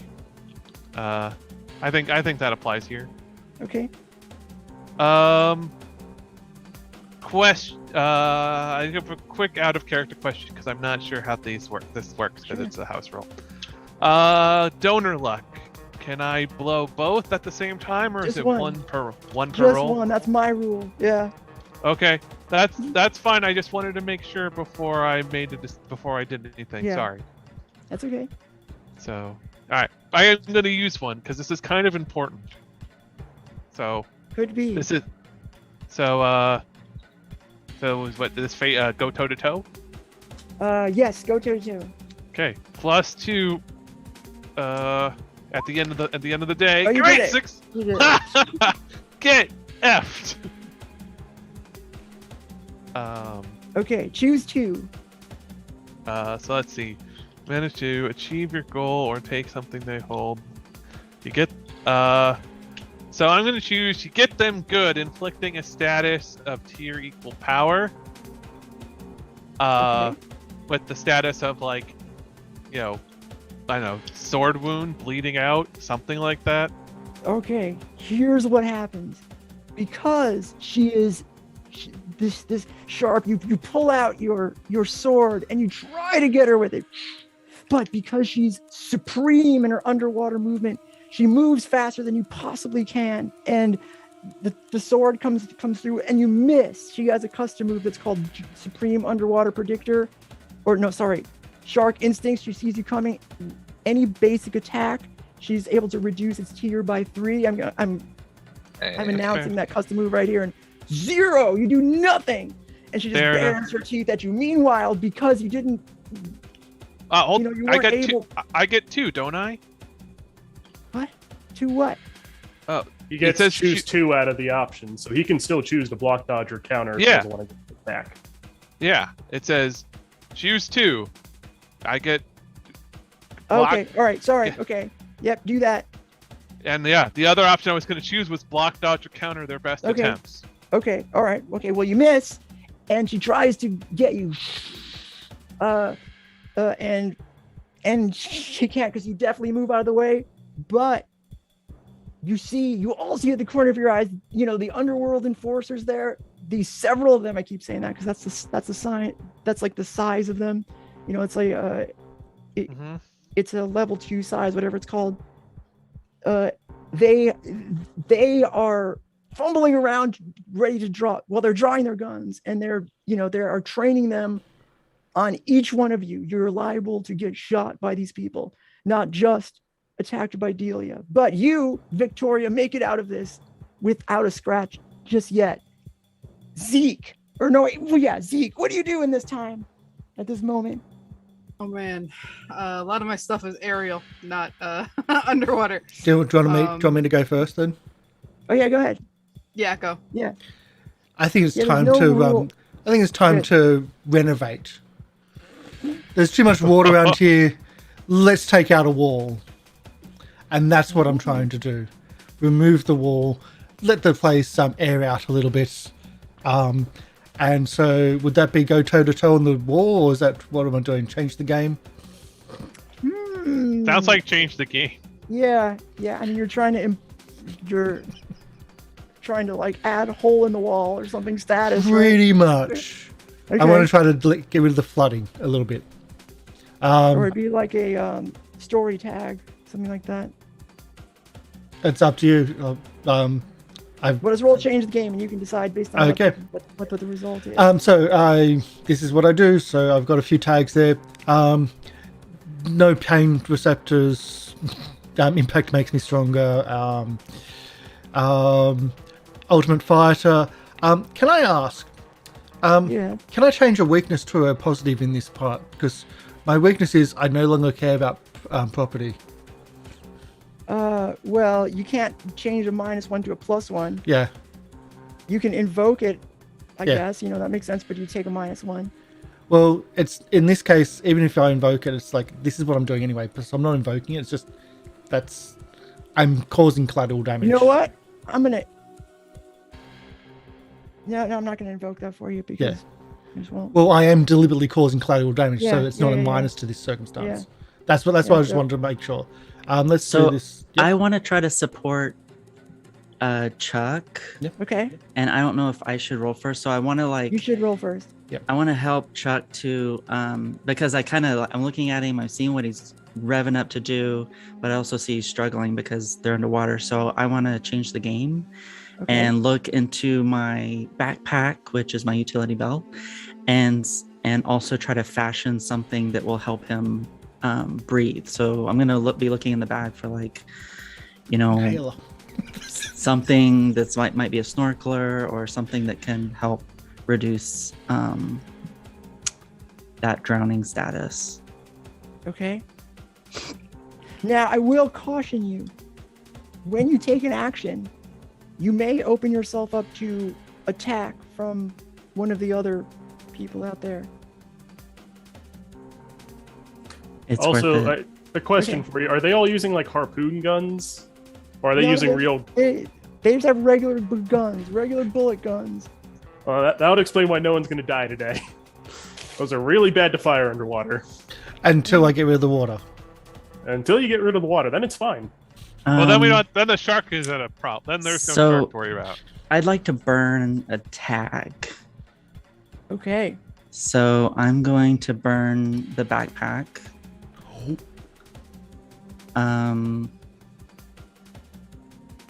So it's a success, right? Yeah, you can Yeah, actually yeah. click. There's a button Yeah. you can click at the top of your power area on the character sheet. It's burn tag for a hit, and then you just roll the move, and it'll automatically Where is make it? It's up where your power is, Yeah, the next to plus minus dynamite. power. Yeah, next to dynamite. Uh-huh. Disable. Oh, okay. All right, cool. So you click that, and then you roll what move you're doing, and it'll pop it in chat. Cool. Thank you.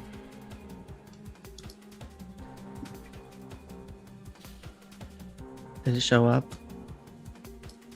Not yet. Oh, there There it it is. goes. Okay. Well, how did you get only a result of 7? Yeah, it didn't. Because Did it you was. click it. Yeah, I clicked it. It's burn tag for a hit. Okay.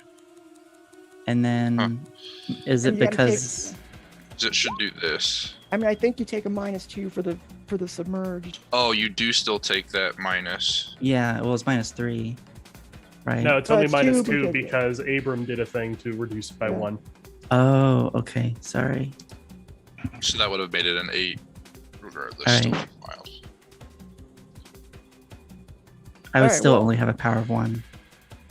Anyway, just tell us what would you like to do? Create a story tag, burn a power tag. You ever do this? Yeah. So, is it a great success or? I think it. Yeah. Because you. What did you? So I want to create a a story tag of snorkel for Chuck. Okay. Yeah. Snorkel story tag. Mm-hmm. So You got it. I'll try to swim over to Chuck and shuck it to Chuck. Okay, and you want to make it ongoing, or I guess just quickly for this, you don't need to make it ongoing. Yeah, for this it would just be to reduce that submerged. Okay. All right. So there's less, cool. yeah. All right. Well, there you go. You did it. You succeeded. And let's see here. While you are fumbling through your pack, one of the enforcers opens fire on you. You know, just because you're doing something, he shoots, and you can face danger here to avoid getting hit. Now, remember, because he's also submerged, he's going to take a -2, or the submerged becomes a +2 for you instead of a -2, because it actually helps you. Okay. So it's just 0 or You are facing a a gunshot wound 3 if they hit. okay, so I'm still submerged and that's a -2. Well, it's Or a it- +2 to you when you face danger because Okay, the got the it. bullet Let me going just through the move water this kind to of thing. 2. You know, Okay, and got they're it. they're fumbling around themselves. So the status can go plus or minus. That's kind of the. If you are new to City of Mist, the way statuses work is they can hurt you or they can help you. That's why you can use them either way if the circumstances dictate. They're not always a minus. All right. I don't have anything else that can help me, so face danger. Okay. Mild success. All right, so that means you take a bullet graze or a bullet gash 2, we'll say.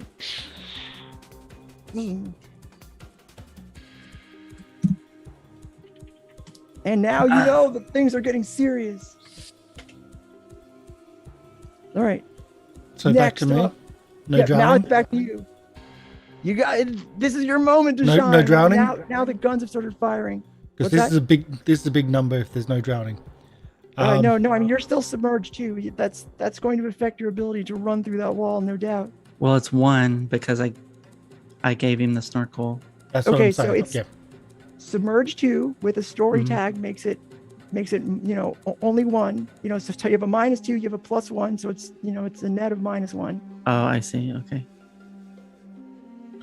Change submerged 2 to submerged 1, essentially. That's what I'm. That's yes. That's Yeah, I what mean a I'm story clearing, tag yeah. is always going to be +1, no matter what. Like that's the difference between a story tag, and a status. A status can flip back and forth, but a story tag will usually, I think it will almost always be a +1, and you can give it, you can exchange it with other people. It's like movable, and it's always worth 1, and it's always a plus. I think it's always a plus. I could be I could be wrong on that, but I think it's always a plus. It depends on what it is. So the submerged is a tracking card with a -2. Oh, that's true. That's true. It could The be. snorkel is a story tag with a +1.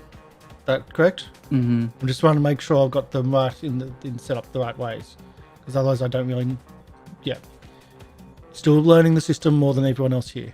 So change the game, trying to take out the wall. Let's do the roll. That's why I said. Whoa! That's why I said there's a lot of success. tags there. Crap. Um, Okay, Jack what is do you the wanna do? man. and that's without all the powers that I could have used. But yes, this is what we do. What do we get? We get a few juice, a few power in there. 1 for 1. Any suggestions, anyone? I don't really know what I'm looking at here. You I mean, a You can story reduce tag for, everybody's like, status, right? I think that might be Yeah. the best one. Reduce everybody's Yeah. status.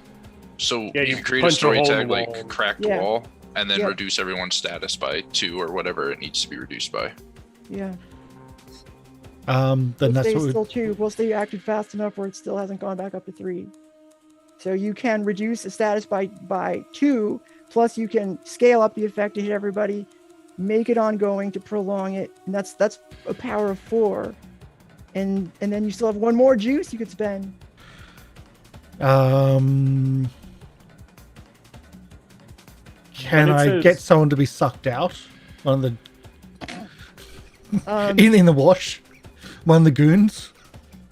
You could create a story tag called Suction 1 or Sucking Sound 1. No, just like to pull them out. Yeah, I I mean, you could give the shark a status. Well, I was going to ask Yeah. that question here. It says burn a power tag. Is that a personal one, or can you use that on someone else? burn someone else's power tag. Yeah, couldn't you burn like the shark's power tag to make it so it doesn't have the maneuverability to dodge stuff? Dangers don't work that way. They don't have power tags. Okay. So sorry. You could try to give a status to the shark, like being sucked on, but you know that she has a custom move that says you have to give her a tier 3, or she will reduce status tiers by 3, generally speaking. Then let's do it all. Oh no, we need to reduce everybody else's. We'll just leave it. We'll just leave it at the 4, and there's something there's nothing really there. Just use all 5 for, and I'm good with that. Well, you can bank that juice, but it won't last very long. No, it won't. Okay. So. Okay, everybody is now. Okay, so the water level goes down enough for you. Okay, but here's what happens. Okay, but something else happens. Okay, so you do that. Everybody is now able to breathe. Like, you no longer have any negative statuses associated with water, except for because, you know, Delia has an ability to like maintain water even when there's no walls there. So whoever is closest to you, and I think it would be who's closest to Delia right now. Abram, who got bit? It was Abram. I attacked her with this. I attacked with the sword. Okay. So it'd be either me or Abrahm. So your call. Okay, so Vicky, you are still drowning 3. We'll say, well, you don't say the status is worn off, but you are, so long as you're next to her, you're going to be drowning 3. The rest of you don't have any more statuses. And now you know a little bit more about what makes her tick. But also keep in mind, the underworld enforcers can't, you know, they're also no longer underwater either. All right, so good job, Chuck. You'll go. Who hasn't gone yet? It was Zeke. To do something? I guess Corvus is the last person who hasn't done anything. I acted before Zeke. Zeke tried before me, but we're on to Zeke. Okay, Zeke. And then My bad. Yeah, I would like to try to, I guess, attack the.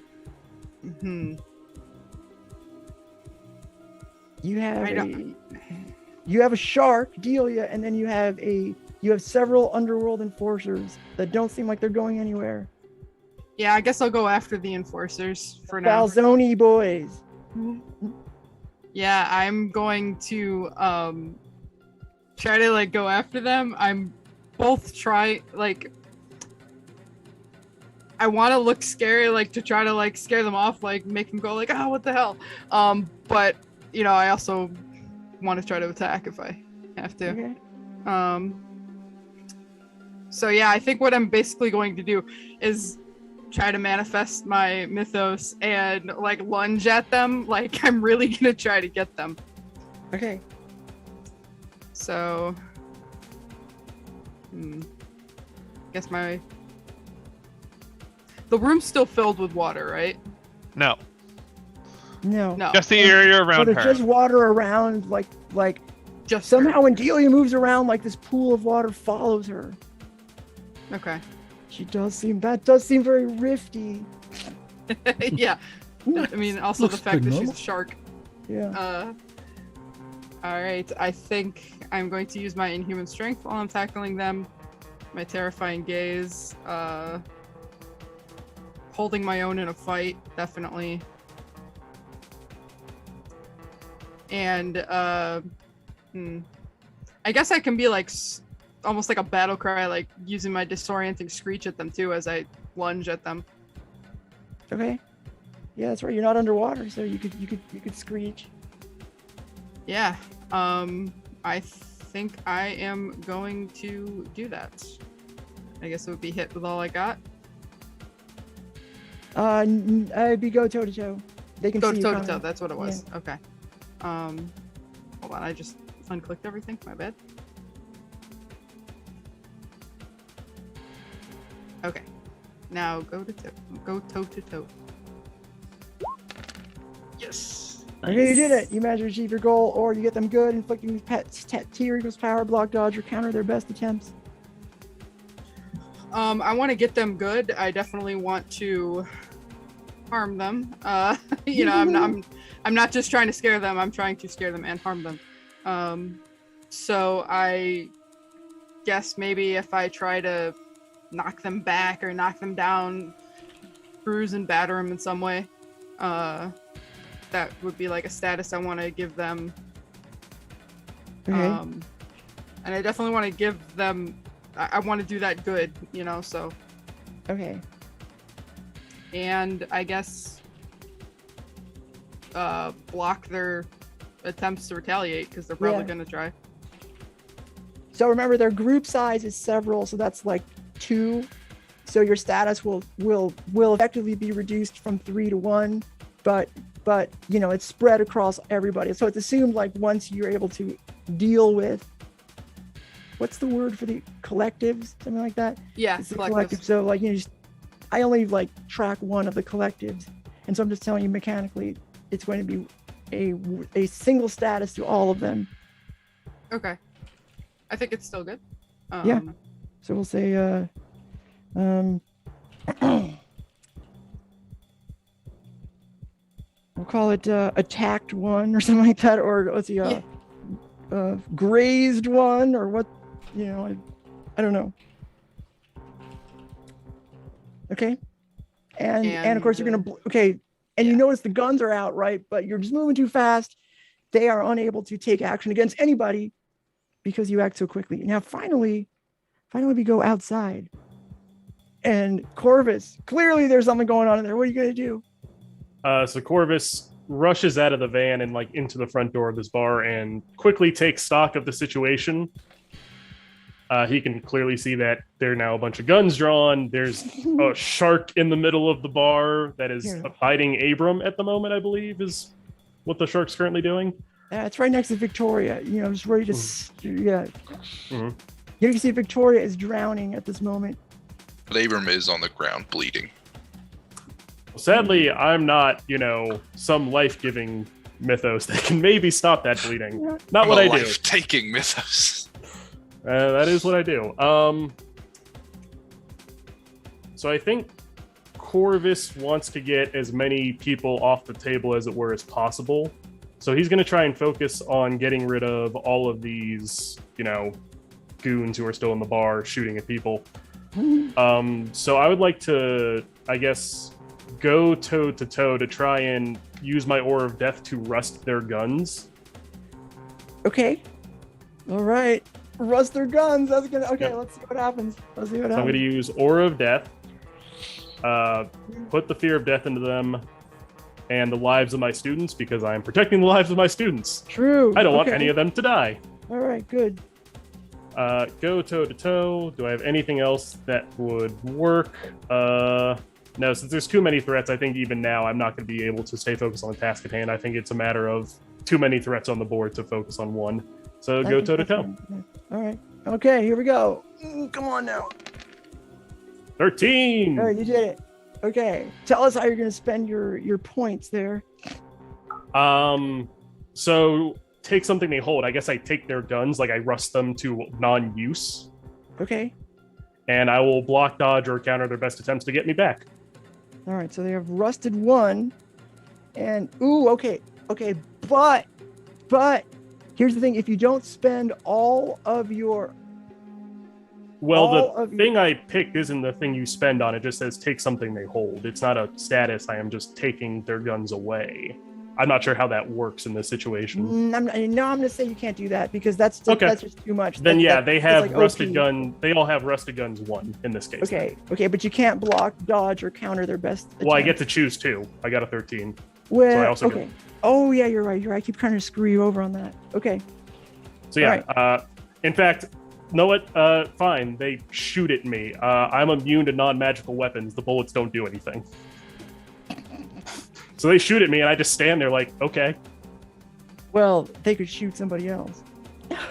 Well, it's I block, dodge, or counter their best attempt. So yeah, I guess I block them by taking the bullets for other people by being like, I don't care. Okay. All right. All right. Good. So I was, you know what? I'm gonna let good play stand. So you come in there, they're like, or they can't like squeeze the bullets for this 1 second, and so you don't have to block anything because they just hesitate with that. You know there's going to be another volley, right? You know at some point they're going to be able to at least do something, maybe not use their guns, do something, you know, to hurt you. You don't know if it's time to leave. You don't even know what you're going to do. There's still a shark that's about to bite on Victoria, but we're going to take a break right now and come back and then resolve the rest of it.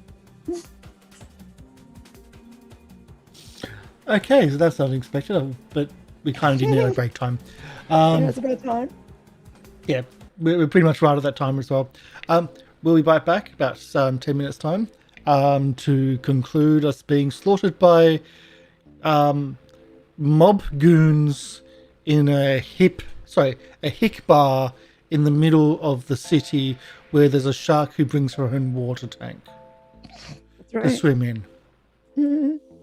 That's pretty much the description of what's going on somehow, but this is City of Mist. Things get weird, and we're certainly at that point, I think. I feel like the civilians just see like a big plush shark walking around hitting people. Just Someone in an a outfit, shark mascot outfit. like a costume. Yeah. I have a feeling that rips that sleepers that walk by just see a burst pipe or a fire hydrant. Yeah, or that something would like that. explode. Yeah. They're like, oh no, they're. Oh, by the way, before we go, I do want to say this. So Corvus, on your way into the bar, out of the corner of your eye, you saw this plume of smoke is really getting big and black and dark. So that's all you saw because you were too busy doing something else. I just want to throw that in there. Thanks for the ominousness. Mental note for later Yeah. when people aren't, trying to murder us. Great. I just hope the pizza shop is okay. The one building they burned down to hide all the evidence. The pizza shop was the speakeasy all along. Underneath the pizza shop, of course. Yes. Yes, it's always underneath the pizza shop. Unless you're a QAnon supporter, that's not a thing. No. Naughty. Yeah. Oh yeah, this is Pizzagate. Pizzagate Mark II. Yeah. We'll be back in 10 minutes. Stick around. Pizzagate, but actually a thing. We'll be back. See you soon.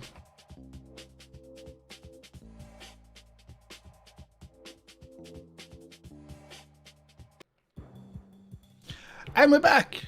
Thanks for sticking around. A little bit delays getting used to that 10 minutes break time. And we are in we're in a little bit of a situation. Just a little bit of one.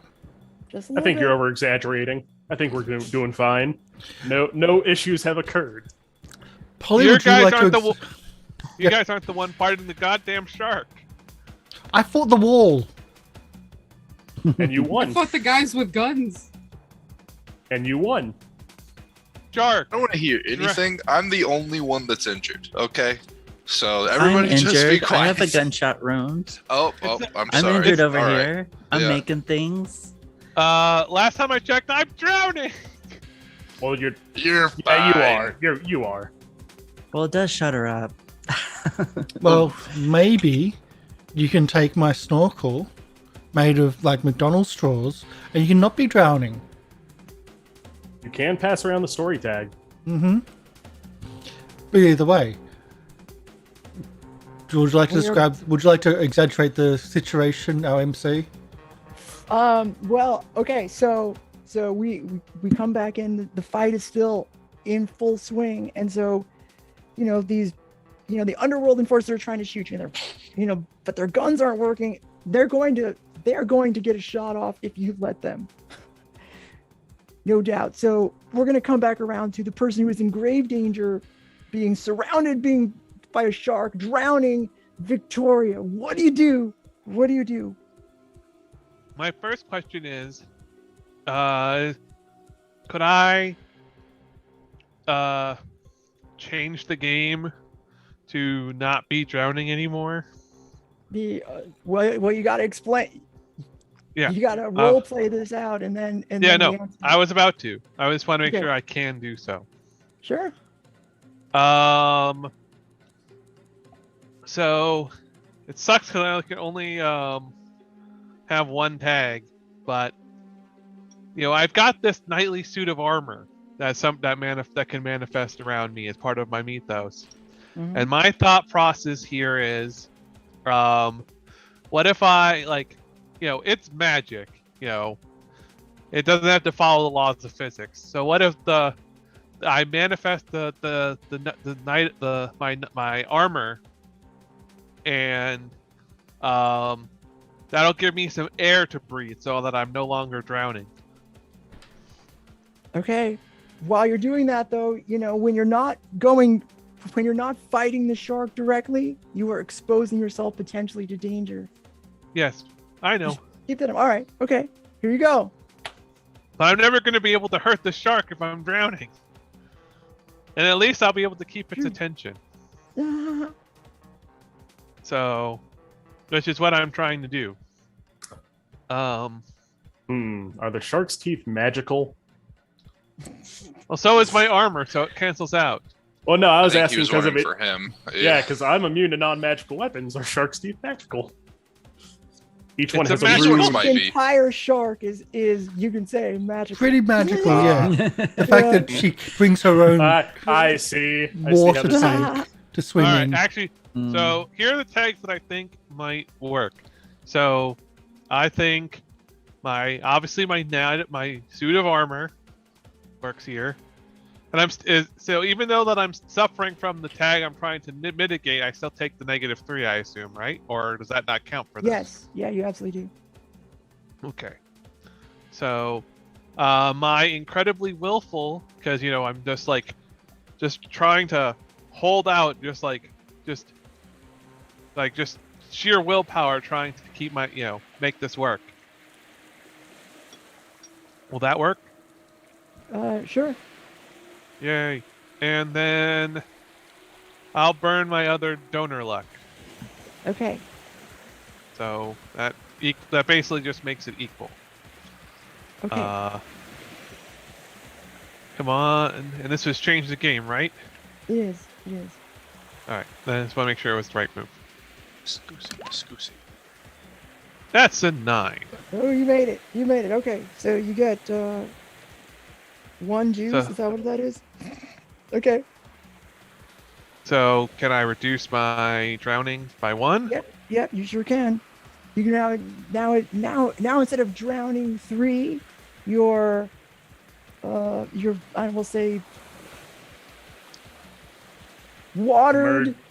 Submerged Waterlogged. 2, I guess it's waterlogged 2. I like that better Waterlogged. because you're not fully submerged anymore. Like you have armor a little bit, so your armor's waterlogged 2. That's better. I like it. All right, and unfortunately, because you're too busy struggling to bring the armor into existence, the shark then goes attempts to bite you, Delia, and you will face danger to try to avoid. Ooh, she does this. She swirls around and she wants to play with her prey a little bit instead. So you're gonna take hobbling 3 if you don't. Well, Face. yeah. All right. Well, I think does the minus still affects the face danger, right? The what does? The negative status. Oh, yeah. Okay, just wanted to make sure. Oh yeah. All right. So, obviously, suit of armor 1. Kingslayer sword, trying to parry the shark. Jam my sword in its mouth, just trying to hold it off. Okay. Punch it And, square in the nose. It's a shark. And gallant knight, just trying to, bravely fend it off. No. I'm not gonna allow that No. every time. No, Fair enough. you don't get it. The gallant That's knight would fight, not cry. I am fine. All right, I am fine. Okay, true. All right. But anyway, no, I'm not gonna allow it. It's too broad. Fair enough. That's fine. I just figured we're trying. And the other 2, no. Nope, that one doesn't count anymore. He's not here. Yep. Okay, just one. All right, here you go. You're facing bleeding or hobbling 3. Oh. All right, and it's it's a. Hold on. Okay. Face danger. Facing. Yep. Nope. There we go. Okay, so you take the full status of hobbling 3. Now, did you already have? I don't think that stacks. It's different from your drowning status or your waterlogged status. So you take hobbling 3. You're still waterlogged 2. Now go back to do. What are you doing? You got hit in the I don't know where, maybe arm. Yeah, probably in her arms. What do you do? So she is hit pretty bad.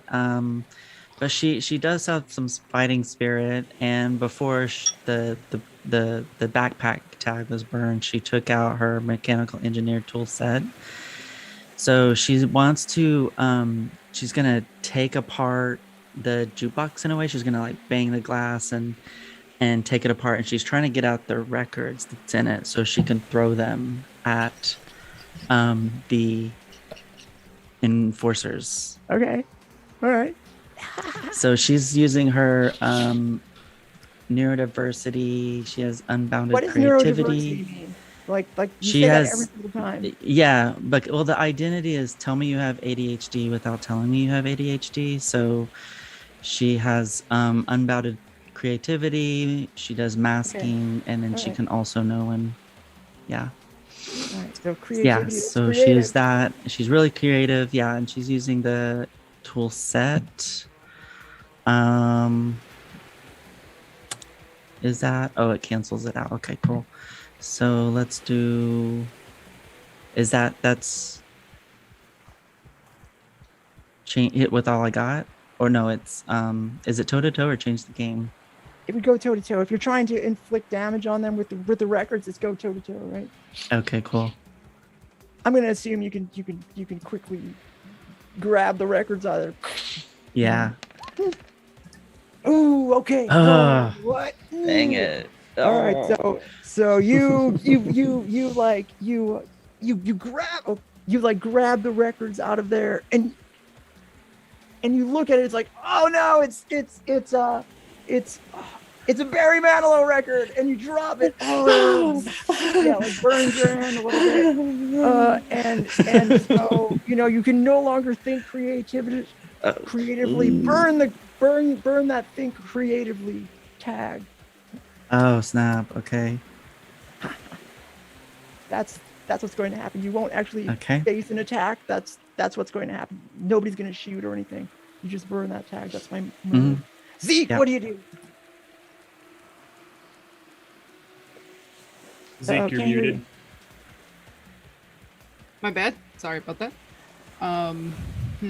Okay, I think what I'm going to do is okay, so the pool of water around Delia, like how far away from her would you say it is? Like how far does it go out? It just surrounds Vicky, basically. Like, it's much more limited for some reason. When the wall came down, you can see she's only really able to, like, direct it at a person who's sort of closer to her. It's limited. Okay. She clearly likes to be in tanks and stuff like, well, perhaps I've said too much. All right. I think Vicky's been submerged in water long enough. So I'm going to try to get her out of there. I'm going to try to pull her out of the water. Okay. Let's see. I guess I would be relying on my strength. Definitely.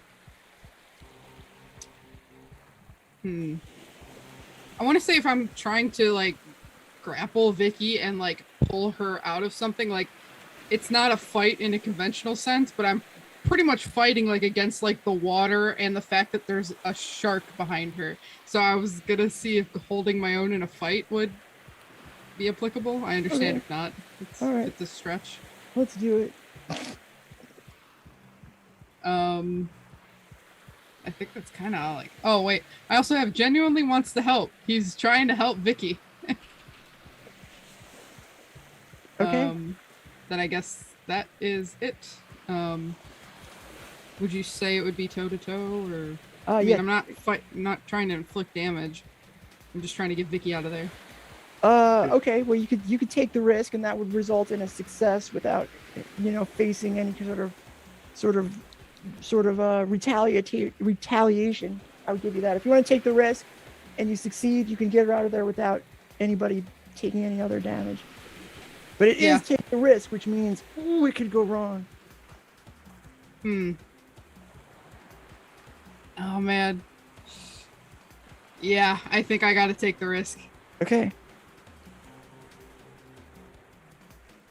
Let's see. Which one is? No. There it is. Take a risk. Oh, you made it. What? Okay. All right. So, okay. So you succeed, but things get messy. Okay. So when you reach in to grab Victoria, one of two things can happen. You can grab and pull her out, but you will be exposed to an attack. So you will take some status. She will no longer be there. You will be then drowning because of course it's gonna, you'll like pull her through you and the water will follow, and you gotta believe you're gonna take a bleeding gash 3, which you will not be able to face danger for because you just can't. It's just gonna, you're gonna get hit. Now, the other choice is to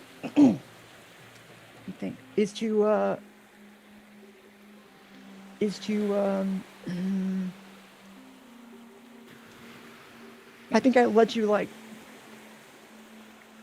The other choice would be to just instead keep her drowning. You don't get hit with the water, but instead she'll take a lesser status. Like she'll get bitten 1 on top of whatever she already faces. So like you can take this huge bite on yourself and the drowning, or you could sort of distract Delia enough so where Victoria takes a tier 1 status on top of whatever she has before, and you don't take anything. Oh man. But she's still in danger, you know what I mean? Dang. I made things worse again. I'm It's sorry. part of your mythos. Yeah. That he's is trying what to it help. is. It is what it is. It is what it is. So like if I managed to get Vicky out of there and then I was drowning, like would I just like die because like I would also have the bite on me, and that's like 6. No, because they don't stack that way. So like you would take drowning 3 and then you take bleeding gash 3, but those don't really stack. If they did, then you would take a tier 4 status. It doesn't go up to just 3 plus 3 is 6. It doesn't work that way. So you have 2 tier 3 statuses. Come on, you want to collect them all. Did it. Yeah, I'll take the statuses. Okay, Yeah, you do it. Victoria's free. You are now okay. So you're not drowning 3 anymore, Victoria. You are drowning 3, Zeke, and you also have bleeding gash 3 now. Yay! All right, Chuck, what do? You just saw this. Your people are taking statuses left and right. How about the bitten. goons? The goons dealt with, like they haven't shot yet. Oh no! If you give them an opportunity, they're going to hurt somebody, you or somebody else. I'm just And there's a number of this them. is happening in an instant. They're sort of standing around like ready to. So you either go for the person with the ball, or you take out the entire opposition, and that's what I'm thinking of doing. Okay. I'm going to tackle the entire team, take them all on. Okay. The more the merrier. Yeah. All right. My specialty is tackling. Line to try to get to the quarterback. Yeah. Okay. So my specialty is tackling. Impact makes me stronger. And more the merrier, and I am the ultimate fighter. So let's just charge in. Okay. This is take the risk. No, this is go toe to toe, isn't it? Yes. Yeah. I mean, if you're trying to attack. Yeah. I mean, if you're trying to attack the whole, the whole several underworld enforcers to stop them from taking too much action against you or your friends, that would be go toe to toe. Okay. There's a lot of power in this, so I don't apologize in advance. Hold on a second. I'm going to invoke a weakness tag here. Yep. Which one? I'm going to say foolhardy gets you into trouble. Yeah, I would absolutely accept that. That sounds right. Yep. Take that. I've got to find where it is. Foolhardy goes, and yep, done. Absolutely. That makes sense. But you can mark attention. Either way, let's do this. Okay. Toe to toe. Hopefully I got everything right. That's the first time in this game I've invoked a weakness tag on behalf And I of a think it's player. right. I think it's There you go, absolutely you right. did it. Yeah. There you go, you did it. Okay. Choose 2.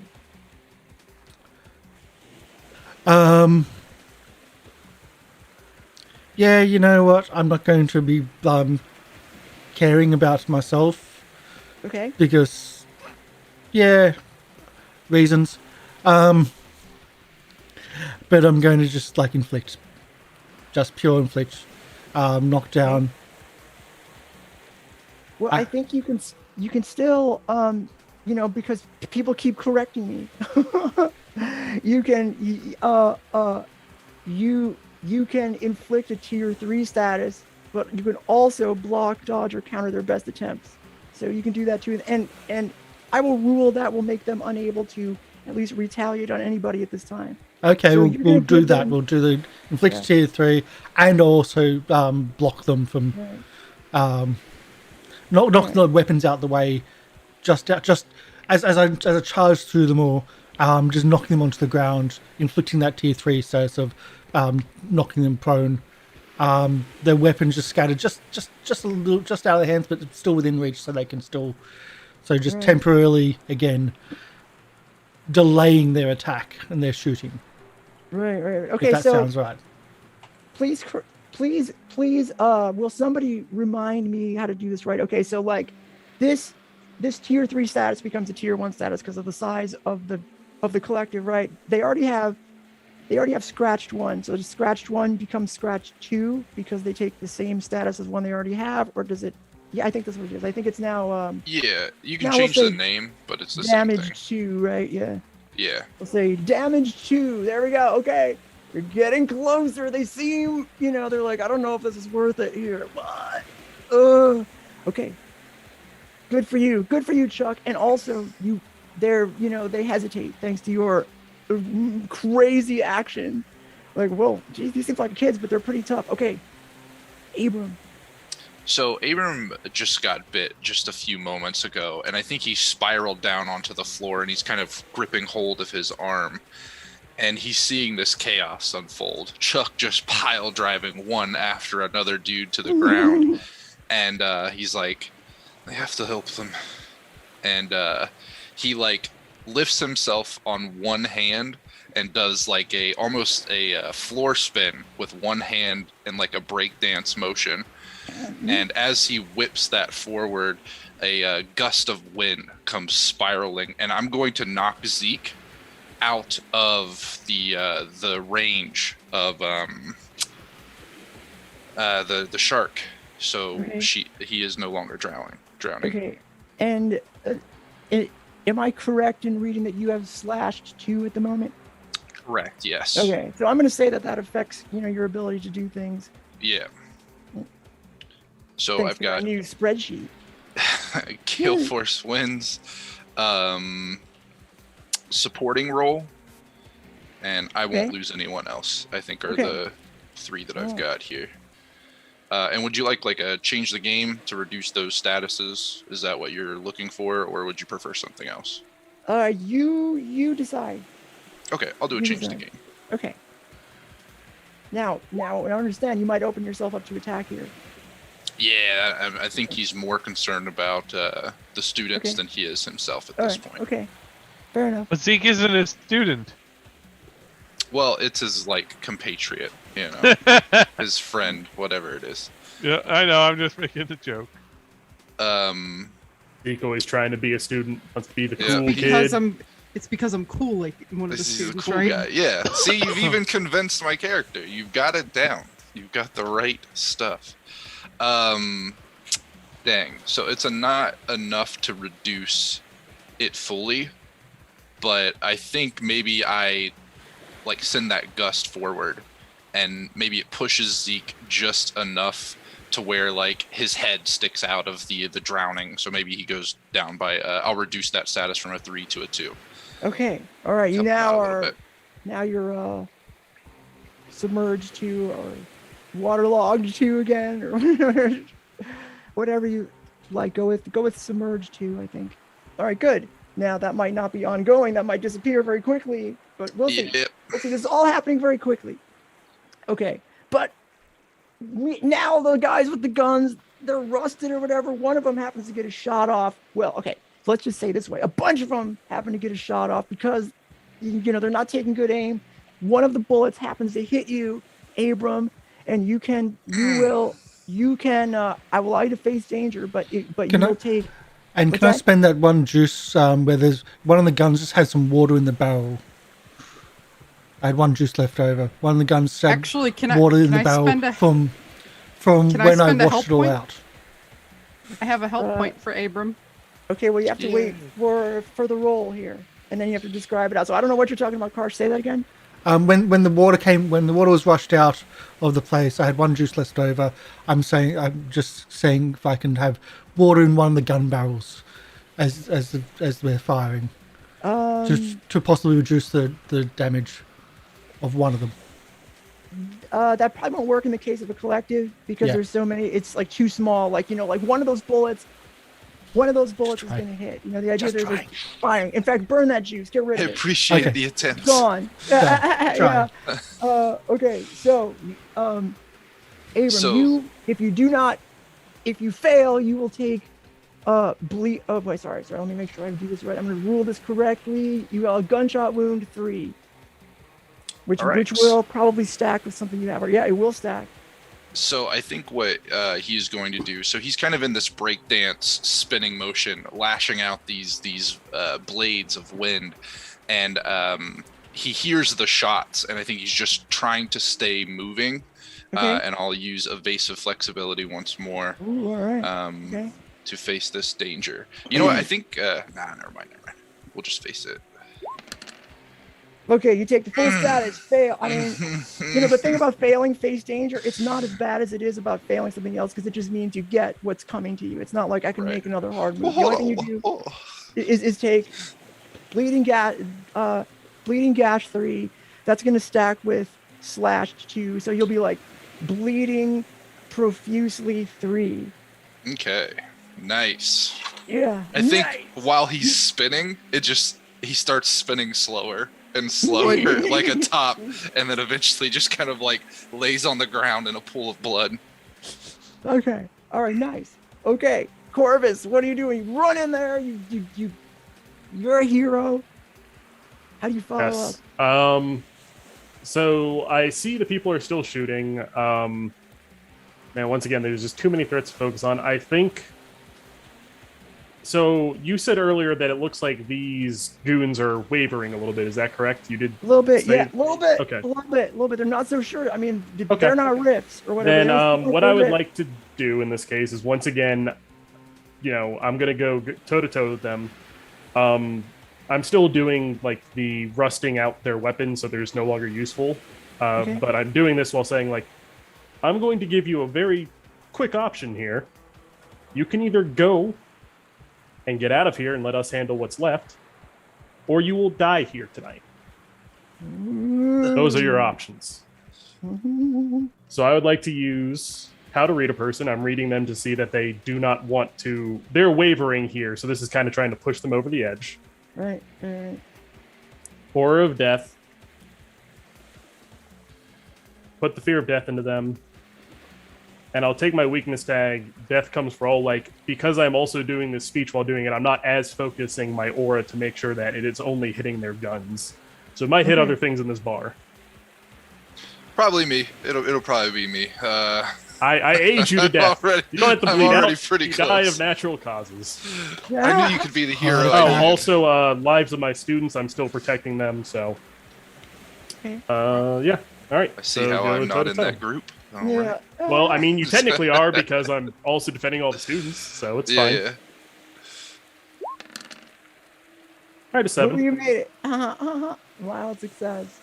So yeah, I'll hit them with a tier 3 status, which I think they reduce at this point to just a tier 1 again. Yeah. And that's trying to scare them, right? You're I am. Yeah, it's essentially like giving them the option of like, you can leave here tonight, or I can stop just targeting your guns and start targeting you as individuals. Like that is basically the ultimatum. So I guess like one. Sure.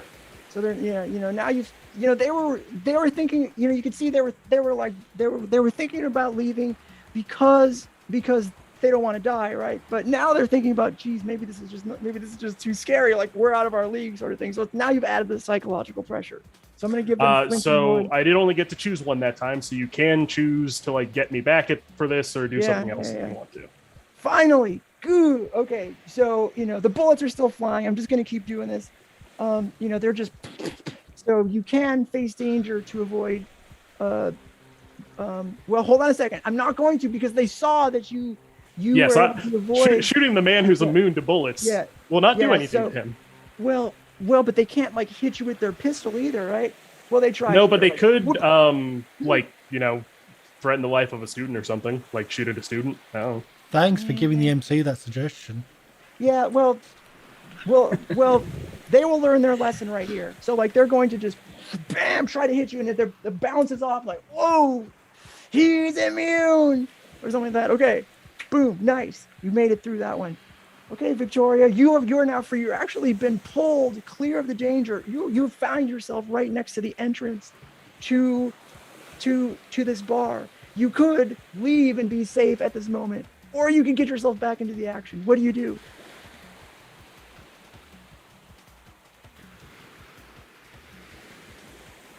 James, Oh, sorry. Didn't realize you were talking to me, and I kind of zoned out. Say that again. Okay, so what happened was you were pulled out of the danger. Yep, I pulled out. Yep. And so now you find yourself near the front door. You could leave. Like Zeke has gone out of his way to save you from this situation. You could make yourself safe, or you could get back into the fray. You do see your people are under attack. You see that this is a critical moment. What do you do? Shit. I'm just so banged up that I'm not sure what I can really do here. Okay. Let me check the moves real quick to see if there's anything I can do other than just do something that's not obviously working.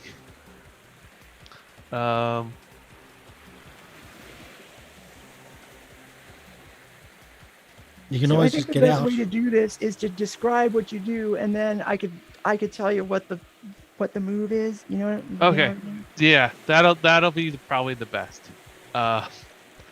So yeah, I like something in my myth, like if it was just me, like if Vicky was just a sleeper in this situation, she would have probably just fled because self-preservation is a bitch. But something in her, just says no, I can't do that. I've got something I have to make up for. Plus that thing hurt the shit out of me. I need to get it. I need to just take it back. So I'm just gonna armor on, just try and push through this wound. Just channel something deep inside my mythos. Call on my mythos to just give me the strength to just just kill this fucking shark. Okay, so you're gonna run back in toward the shark, or what are you doing? How are you doing this? Well, I'm just trying to I don't really know if there's anything else I do. All my mythos is a sword and gallant knighthood. Okay. So all right. Is there, unless anyone has any, I'm open to. I think you roll go toe to toe. I got a snorkel. Back in the action. Roll go toe to toe. It's you can also hit him with all you got, or stop holding back. So. I don't think so, because Delia already knows that she's in a fight, right? So it's not like you're going to be able to catch her off guard. He could, stop holding back, right? And then his yeah. Oh, yeah. relic is supposed to be magical. You could always do that. You could always stop. So he could channel that. Yeah. Yeah, I think I'm gonna try and stop holding back. Okay.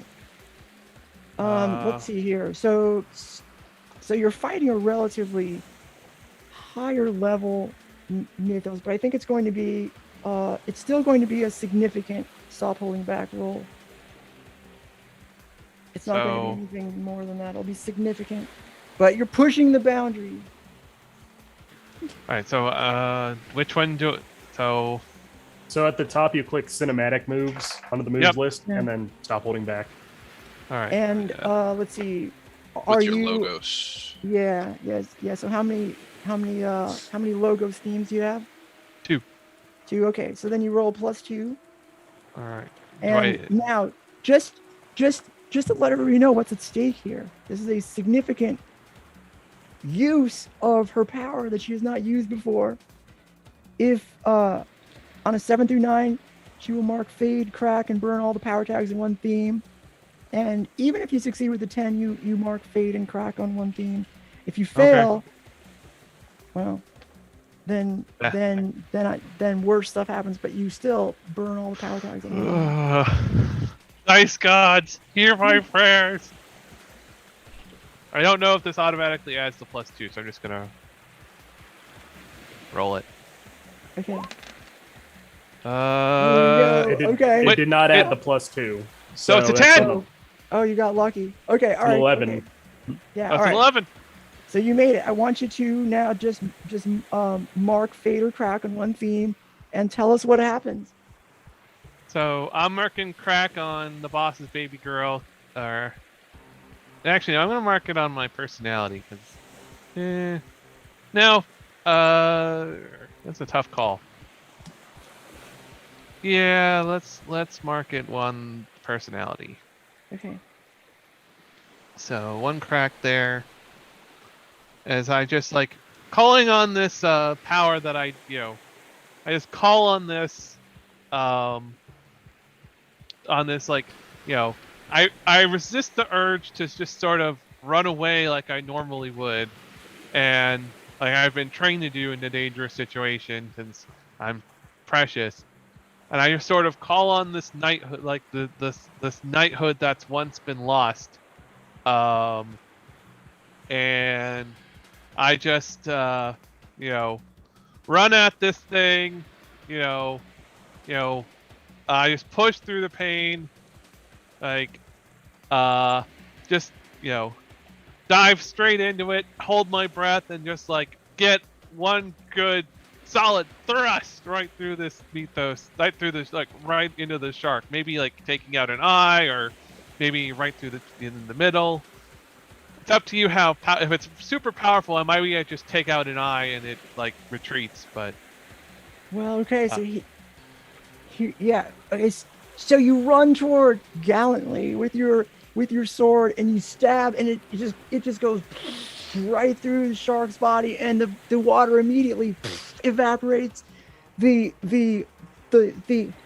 underworld enforcers they're gone before you even look at it, and you see flicker into existence between shark and woman is like lying on the floor is Delia in the flesh. Like she fades from shark form, and she instead is lying there on her back. Now you see Delia, what she looks like as a person and not a shark. Her power's draining from her. The light in her eyes is flickering. She's still with you.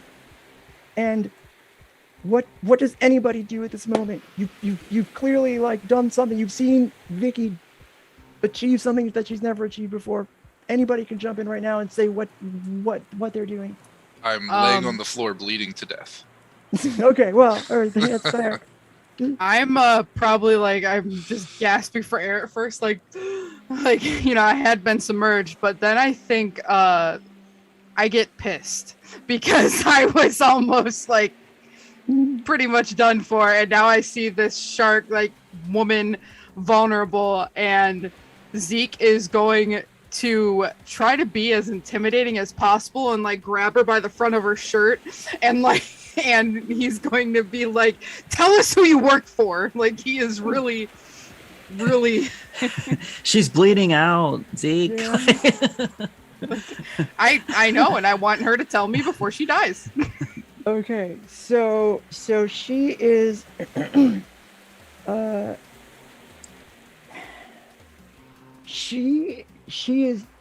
she is inclined to die before talking to you.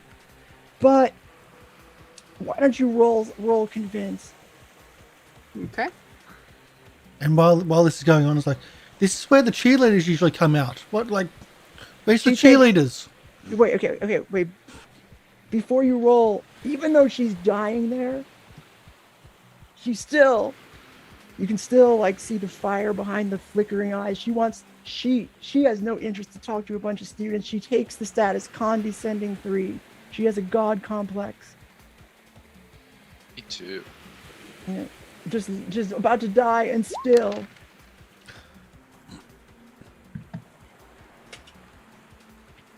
Yeah. I used inhuman strength because I'm like grabbing her and I'm like really, terrifying gaze speaks for itself. And like I imagine like his voice is like getting to like that screech level. Like he's Yeah. I mean, Mothman's unfortunately, Polter. I'm gonna subtract 3 from that roll because of condescending 3. Fair enough. And so that will turn that success into a failure. And she'll like, oh, you kids don't know what you've gotten yourselves into. Now we know who you all are. We have your names, and we have that stupid pen. She pulls it out. The pen, Corvus, that you left there, she has it in her hand. And she Crushes it in her hand. And What the hell? That's like his favorite pen. Can I? So in response to this, She's harsh. Corvus doesn't seem to react to this. He just walks up and like puts his hand over her wound and just essentially causes her to get ripped in half. Like bleeding out is one thing. I'm causing this woman as much pain as possible before she goes now. Okay. Why don't you roll a hit with all you got? She's not able to defend herself, so you got a clear shot at doing what you want to do. Sure. I'm actually, just because I am so angry, I'm going to burn Aura of Death to make this as painful as I possibly can. for Okay. her. All right. So yeah, I'm going to Okay. Well, there burn you a go. tag. You said hit with all you got? Yeah. Yep. You get them good. You get them more than okay. Yeah. So like you, I assume you're going to get them good. You're going to also stop them from hitting you back or whatever. And so what happens is, you put your hand on her, and she screams in pain, and you can see all of a sudden, like the water that covered her. She was wet, turned into fire, and she just. The pain is clearly intense. Like you even feel like, oh my gosh, maybe I went too far here. But she screams so long as she can. The fire engulfs her entire body, and then she eventually stops as the light comes out of her eyes, and she's gone. Her body's still there. It's charred. The fire dies down, but there's nothing left in her eye. Her eyes are just gone, basically. What are you doing? What we had to like question her. We could have talked to her. Why are you trying to That's like not cool, dude. torture her? I don't think she was gonna talk. I mean, I didn't even think I was gonna go that far, but it was either. But No. That's not cool. She Hey. tried to kill everyone in here. Hey! All I did was I wasn't even trying to kill her. Just like don't pin this on me. I was just trying to protect I'm everybody. not. I'm talking about Corvus. I'm talking about Death Dealer over here. She tried to kill everyone. Yeah, Corvus doesn't even care what you're saying to him. He just picks up the broken pen, puts it in his pocket, and walks out the door. Oh, Does In the Corvus have the distance- keys? In the distance, you hear sirens getting closer now. There was some in the far distance, but we are somebody's coming. royally fucked. Okay. Oh, sorry. Security room? Like, is the back door like a back office? Security tapes? Is there cameras? Roll change the game. Okay. Also, is the place on fire? Because apparently I just created a fire in here. But I Yeah, guess it was well- just all wet wood now because of the water. Well, we don't know that yet. You don't know that yet. That may depend on the roll. Yeah, I got nothing to help with this, so it's straight roll. Change the game. Nope. Well, the you can see now where Delia lays on the ground.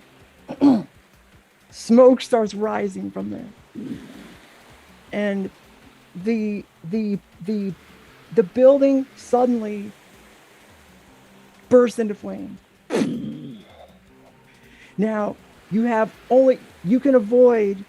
You know you have seconds to just get out of there, but something otherworldly worked as a fire accelerant. Something in that building tells you that this fire, all of a sudden, there's a flashover such as the entire building's on fire. Some sort of bomb must have been in here or something. You don't know, but you need to get out now, or you will all take, a status, a tier 4 status or something like that. We'll say. So she liked Burned to death. her swimming Yeah. water oily. Let's get the hell out of here and just bolt. If I need to open a wall, I'll do that again. Yeah, I would like to try to get the hell out of here too, including if I need to, like, I don't know, maybe the ceiling has water damage now, including if I need to punch through the ceiling and fly. I'm Yeah, definitely behind Chuck. I'm like, yeah, let's go, Chuck. And Chuck is like, Is The- Rusty the still in Barrett. here, or did he flee with the rest of the gangsters? Oh yeah, no, Rusty's gone. You don't even. I mean, Haven't goddamn, paid the attention. MC even forgot about Rusty. Okay, wait. Here's what happened.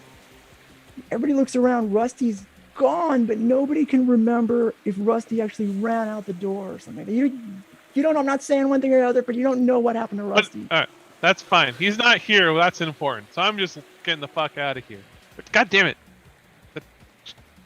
Sorry, language. So, Abram is he was laying on the ground, kind of in a pool of his Oh, own right, blood. when Abram. this I'm is all gonna grab happening. Abram and get out of here. Okay. oh, oops. Well, he's slowly starting to get up as Vicky comes over, and he's like, "What happened? What? Corvus Let's go." Corvus went mental. Come on, let's get out of here. And there was records being used as ultimate frisbee, but that was something else. All right, so yeah, I'm gonna try and get Corvus out of here, or not Corvus, Abram. So yeah, he kind of hobbles alongside Vicky to get out. I imagine not very quickly, but When you Yeah, get either- outside, you notice there's nobody around either. Like the streets are just all of a sudden, you don't think there was that many people there to begin with, but it's deserted. You can't see any gangsters. You don't see any cops. You know there's going to be cops coming in a second, right? Or even a fire department now. But interestingly, there's nobody really out there. Right, is this a Abram, dream? Corvus is sitting in the driver's seat of the van with a cigarette. Shotgun! You deserve it. Take shotgun. Abram piles into the back, and he's like, Why do you think I Maybe lost it- that? "It is time to use the nurse's office. I don't feel so good." We might want to just go to the hospital. Oh, they're gonna ask questions. We will And we're- make do with what we have. Let's just go. They're quite obviously they're not, well, some of them are gunshot wounds, but that's a shark bite. That's a bit telling. Yeah, I can't got a tell. shark bite. I've got both I have a gunshot types. wound. See, at least we can take you to the hospital. That's not good to have a gunshot wound, though. Yeah, I might be able to stitch it up. I've I can put Maybe together. well, I was going to say maybe I can pick it up with the snorkel, but that's probably not good or not clean. But let's while we're Corvus. driving off, I'm assuming. Yeah. Not stopping for this conversation. This is driving. Yeah, right. I was going to say, if you do not get out of there, I will give you a status. Arrested. I'm gone. Yeah. All right. So you are. What are you doing? Getting the hell back to the university. Yeah. So Alright. it sounds like from all the conversation, like Corvus is overhearing, Yeah, he's taking everyone back to the university first, and hospital. If we cannot do it at the nurse's station, then he'll take people to the hospital. Okay. All right. So I think the way to resolve this, we can do one last montage scene, and then we can just move on from there. Did you like, Geek out. do the geek out during credits? Yeah. So let's do montage. First, we'll go from left to right. Oh, sorry, Zeke. I was just going to say there was a point that I should tell Polly, was that when I used my last convince, I also gained my final attention on my expression theme. So Okay, that would all be right, okay. an improvement. I also got, when I did my second Aura of Death, got the final attention on my expression theme as well. Oh, nice. Well, congratulations. We'll do that between today and next week. We'll work on it. So nice job. Good character development. Okay, we'll start with Do. What do you do during this downtime? I don't know how long it's gonna be. You guys got beat up. Yeah. I it's definitely prepare for your next activity. I just have so many power tags though that are burnt. So okay, or gain 3 juice. Okay, so I will have so I have it's a status 2 of a bullet gash. So if I use 2 on that, and then can I save How do 1 you juice? heal? Yeah, sure you can, but you gotta for tell us healing how later? to heal the bullet gash. Yeah, I will. Okay. Yeah, so so she's going back to the nurse's station. She's rummaging around looking for wire or something to stitch up the gash. So she's doing what is it? She's stitching it up, the skin together, and she's also cleaning it out and just making sure that I guess just putting stitches on her shoulder. Yeah, and so that's the main part. Mm-hmm. All right. And you heal it up, and then you're gonna retain 1 juice that has to do with the nurse's station activities or whatever. Yeah, healing at nurse station. Okay. All right. Cool. Zeke. How long does that take you, by the way? Do? It probably takes her maybe like an hour. All right. I am going to use the montage to recover from my last activity. I still have bleeding gash 3. So yeah, I imagine like Zeke, he gets to the nurse's station and anyone who's in there with him like sees him just like crying, and if they ask him it's from Payne, he's like, no, it's my tattoos. My tattoos are ruined. Like and he starts like really trying to stitch himself back together, but it's probably pretty hard with one hand. Okay, so let's see. You can reduce all of your statuses by, well, let's see, hold on, let me just, I think the standard thing is you can reduce them all by 1, but why don't you pick 1 status, reduce it by 2, and then reduce everything else by 1? I only had the bleeding gash status. I mean, I did have submerged, but I don't know if that's relevant anymore. No, I wouldn't think so. Submerged is gone. So yeah, just you have cleared up your bleeding gash. And I'm still sobbing over my tattoos. Yeah. Okay. Well, what about you, Chuck? I'm going to be recovering from, prepare for the next activity and trying to recover one of my burnt power tags, because I burned a couple of sessions ago, and because we were going to get arrested again. I have more important to point out, and might want them all back. So I'm spending some time just doing a bit of he does a lot of his stuff by himself because he's very weird, because he's very sports oriented, and not many other people around here do the whole sports. So what he's doing may not make sense to people, but at least I can take it back, get some strength back. Okay, recover all your power tags. Is it all? Okay, I Abraham. only need one. Yeah. That's the. I mean, we'll be more particular about describing your stuff in the future. I know. But we're just getting through the mechanics. It says recover all of your burnt power tags. In the future, if you don't describe like what you do to recover your power tags, you won't be able to unburn it or whatever. All right, Abrahm.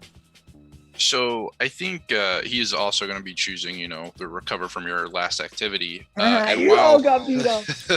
While, we see the scene of Zeke kind of crying over his tattoos and Do just kind of methodically stitching up her shoulder.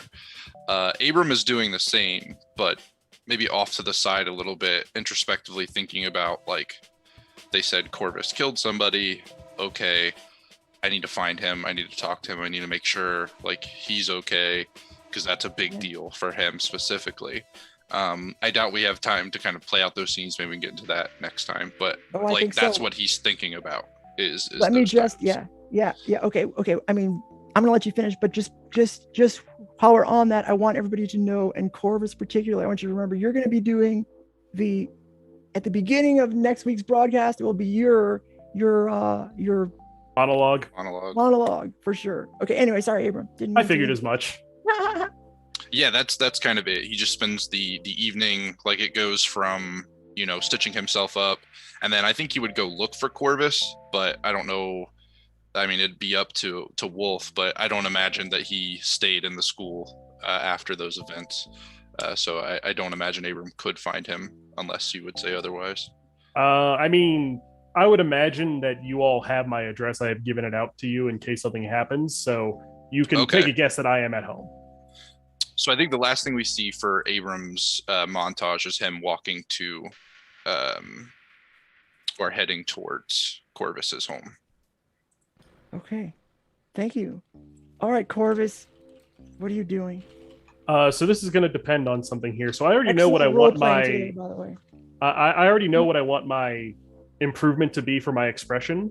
I want to take Ripple and take from divination. Question A: what can I do to gain information?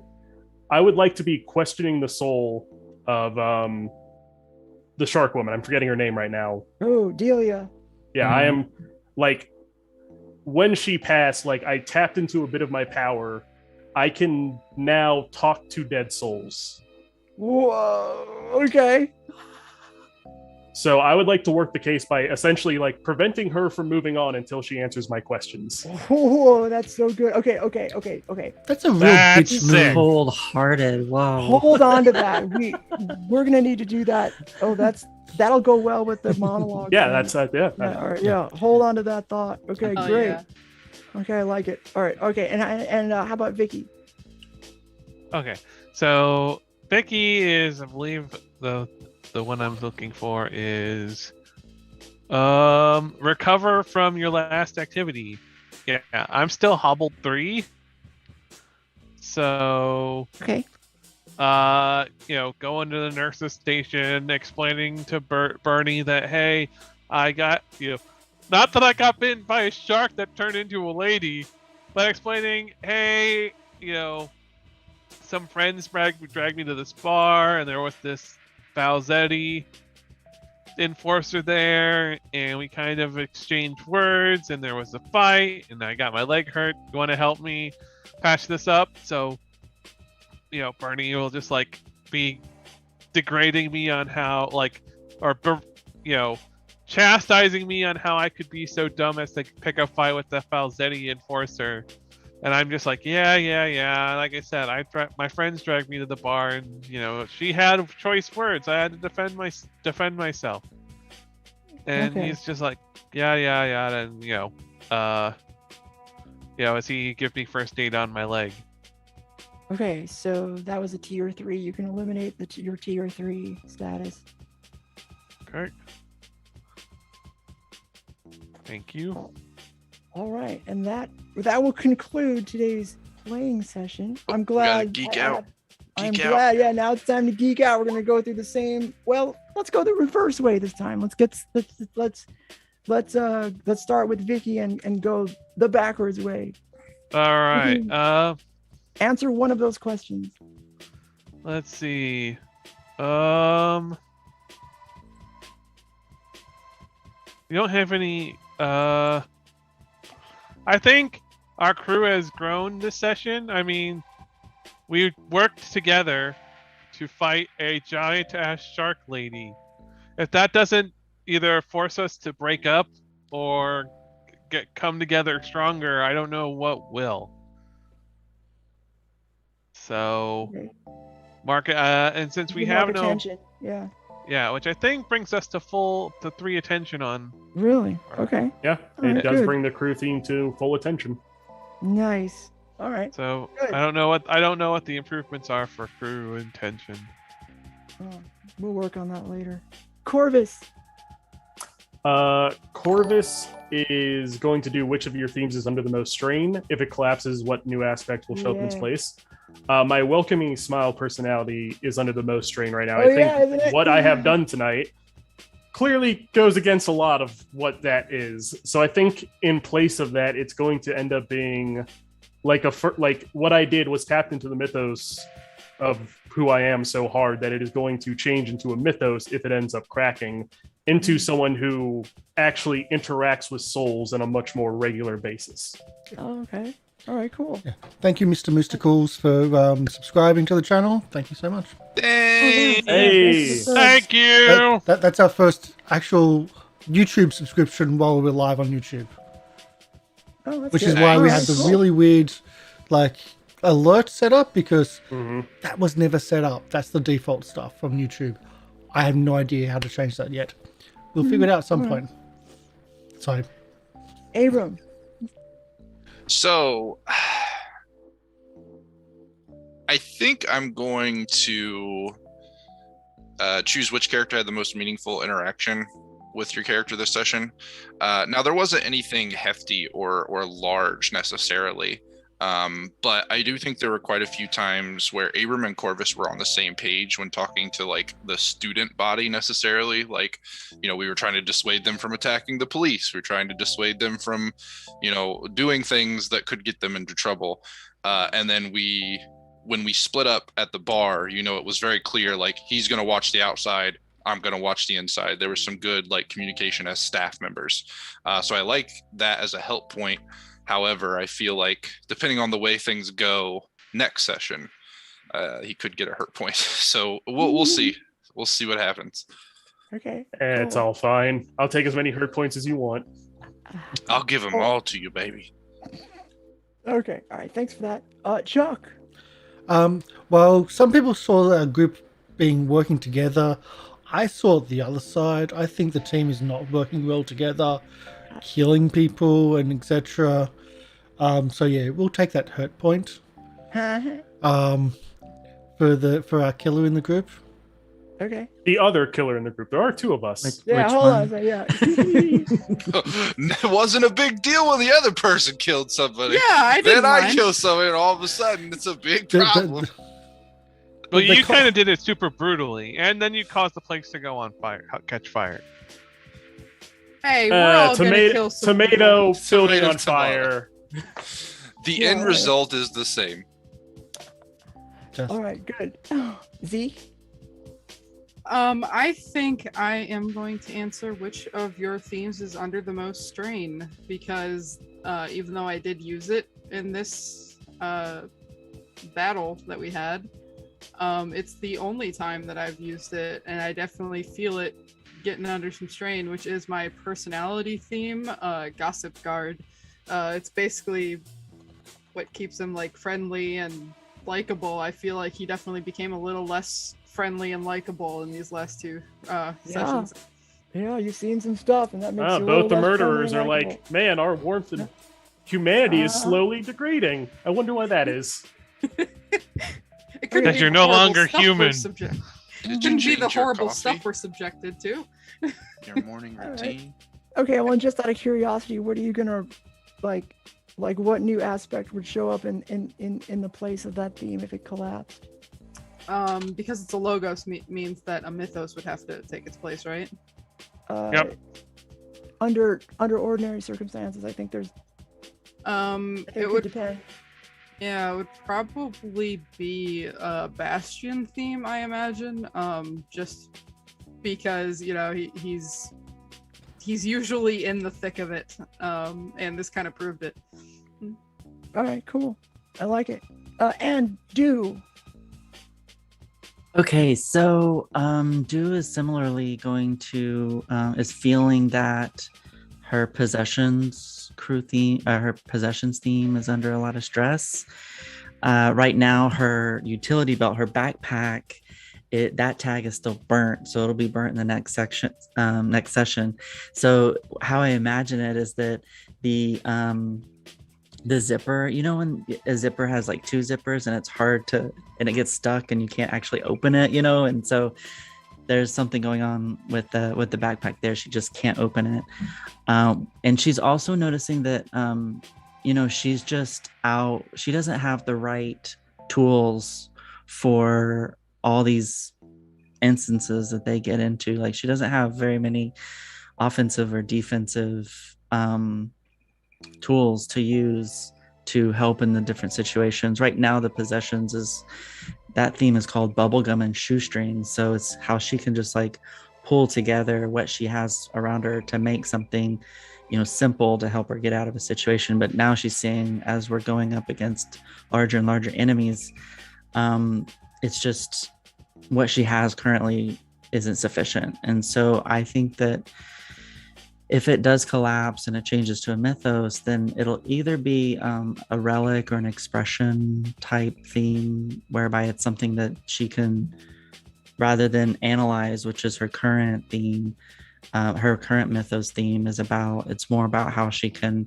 either protect or attack and feel more useful to the team. All right, good. I would say, like, maybe going from like the shoestring and bubblegum to maybe a welding kit. Yeah. Like upgrade. That would maybe? be easy.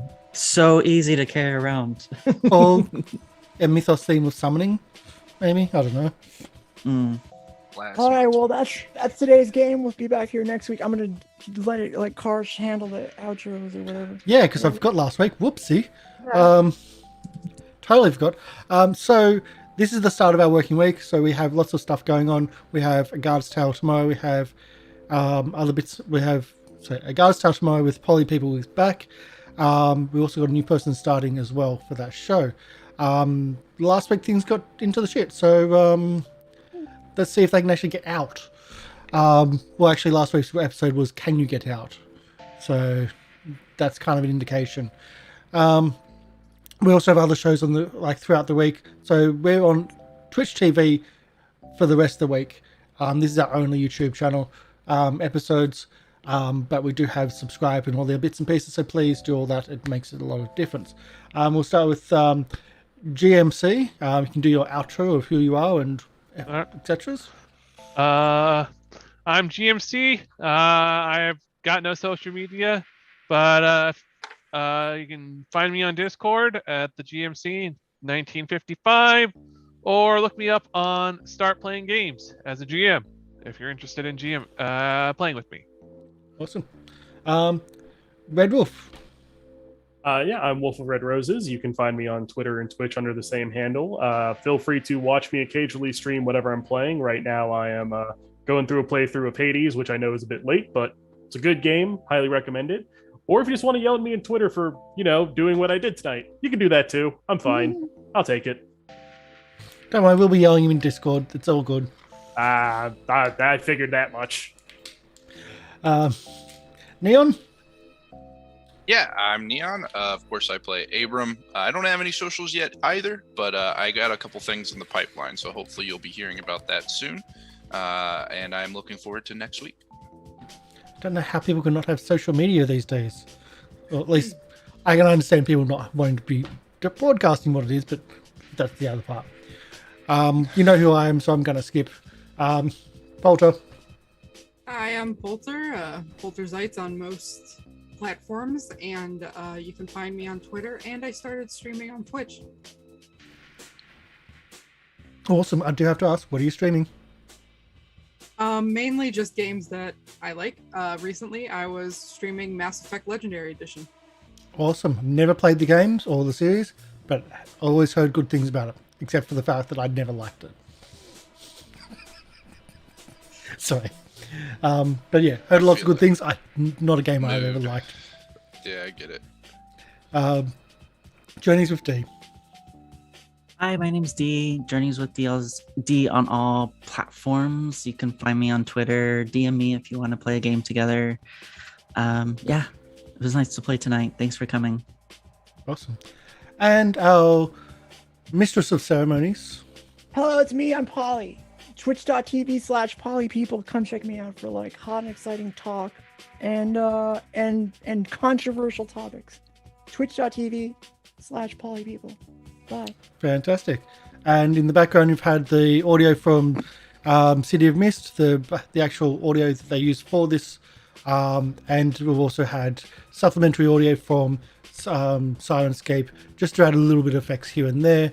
But otherwise, that's all good. Thank you everyone for coming in. Thank you for the subscriptions. Don't forget to do the like, subscribe, all the bits and pieces. It helps the metrics. And the more people that can watch our shows, the better. Leave some feedback. We're learning. We're still growing as a group together. We're getting used to working together. So that's why this is the prelude. Hopefully, we get all our shit together by the time we do the full Knights of Payne Town, which is coming soon to this channel or this time slot, the whole work, blah, blah, blah. Which doesn't make sense if you're watching on YouTube, not live. So, yay. But thank you, everyone. We'll go out. We'll have a credits roll. So, bye. Bye. Bye bye.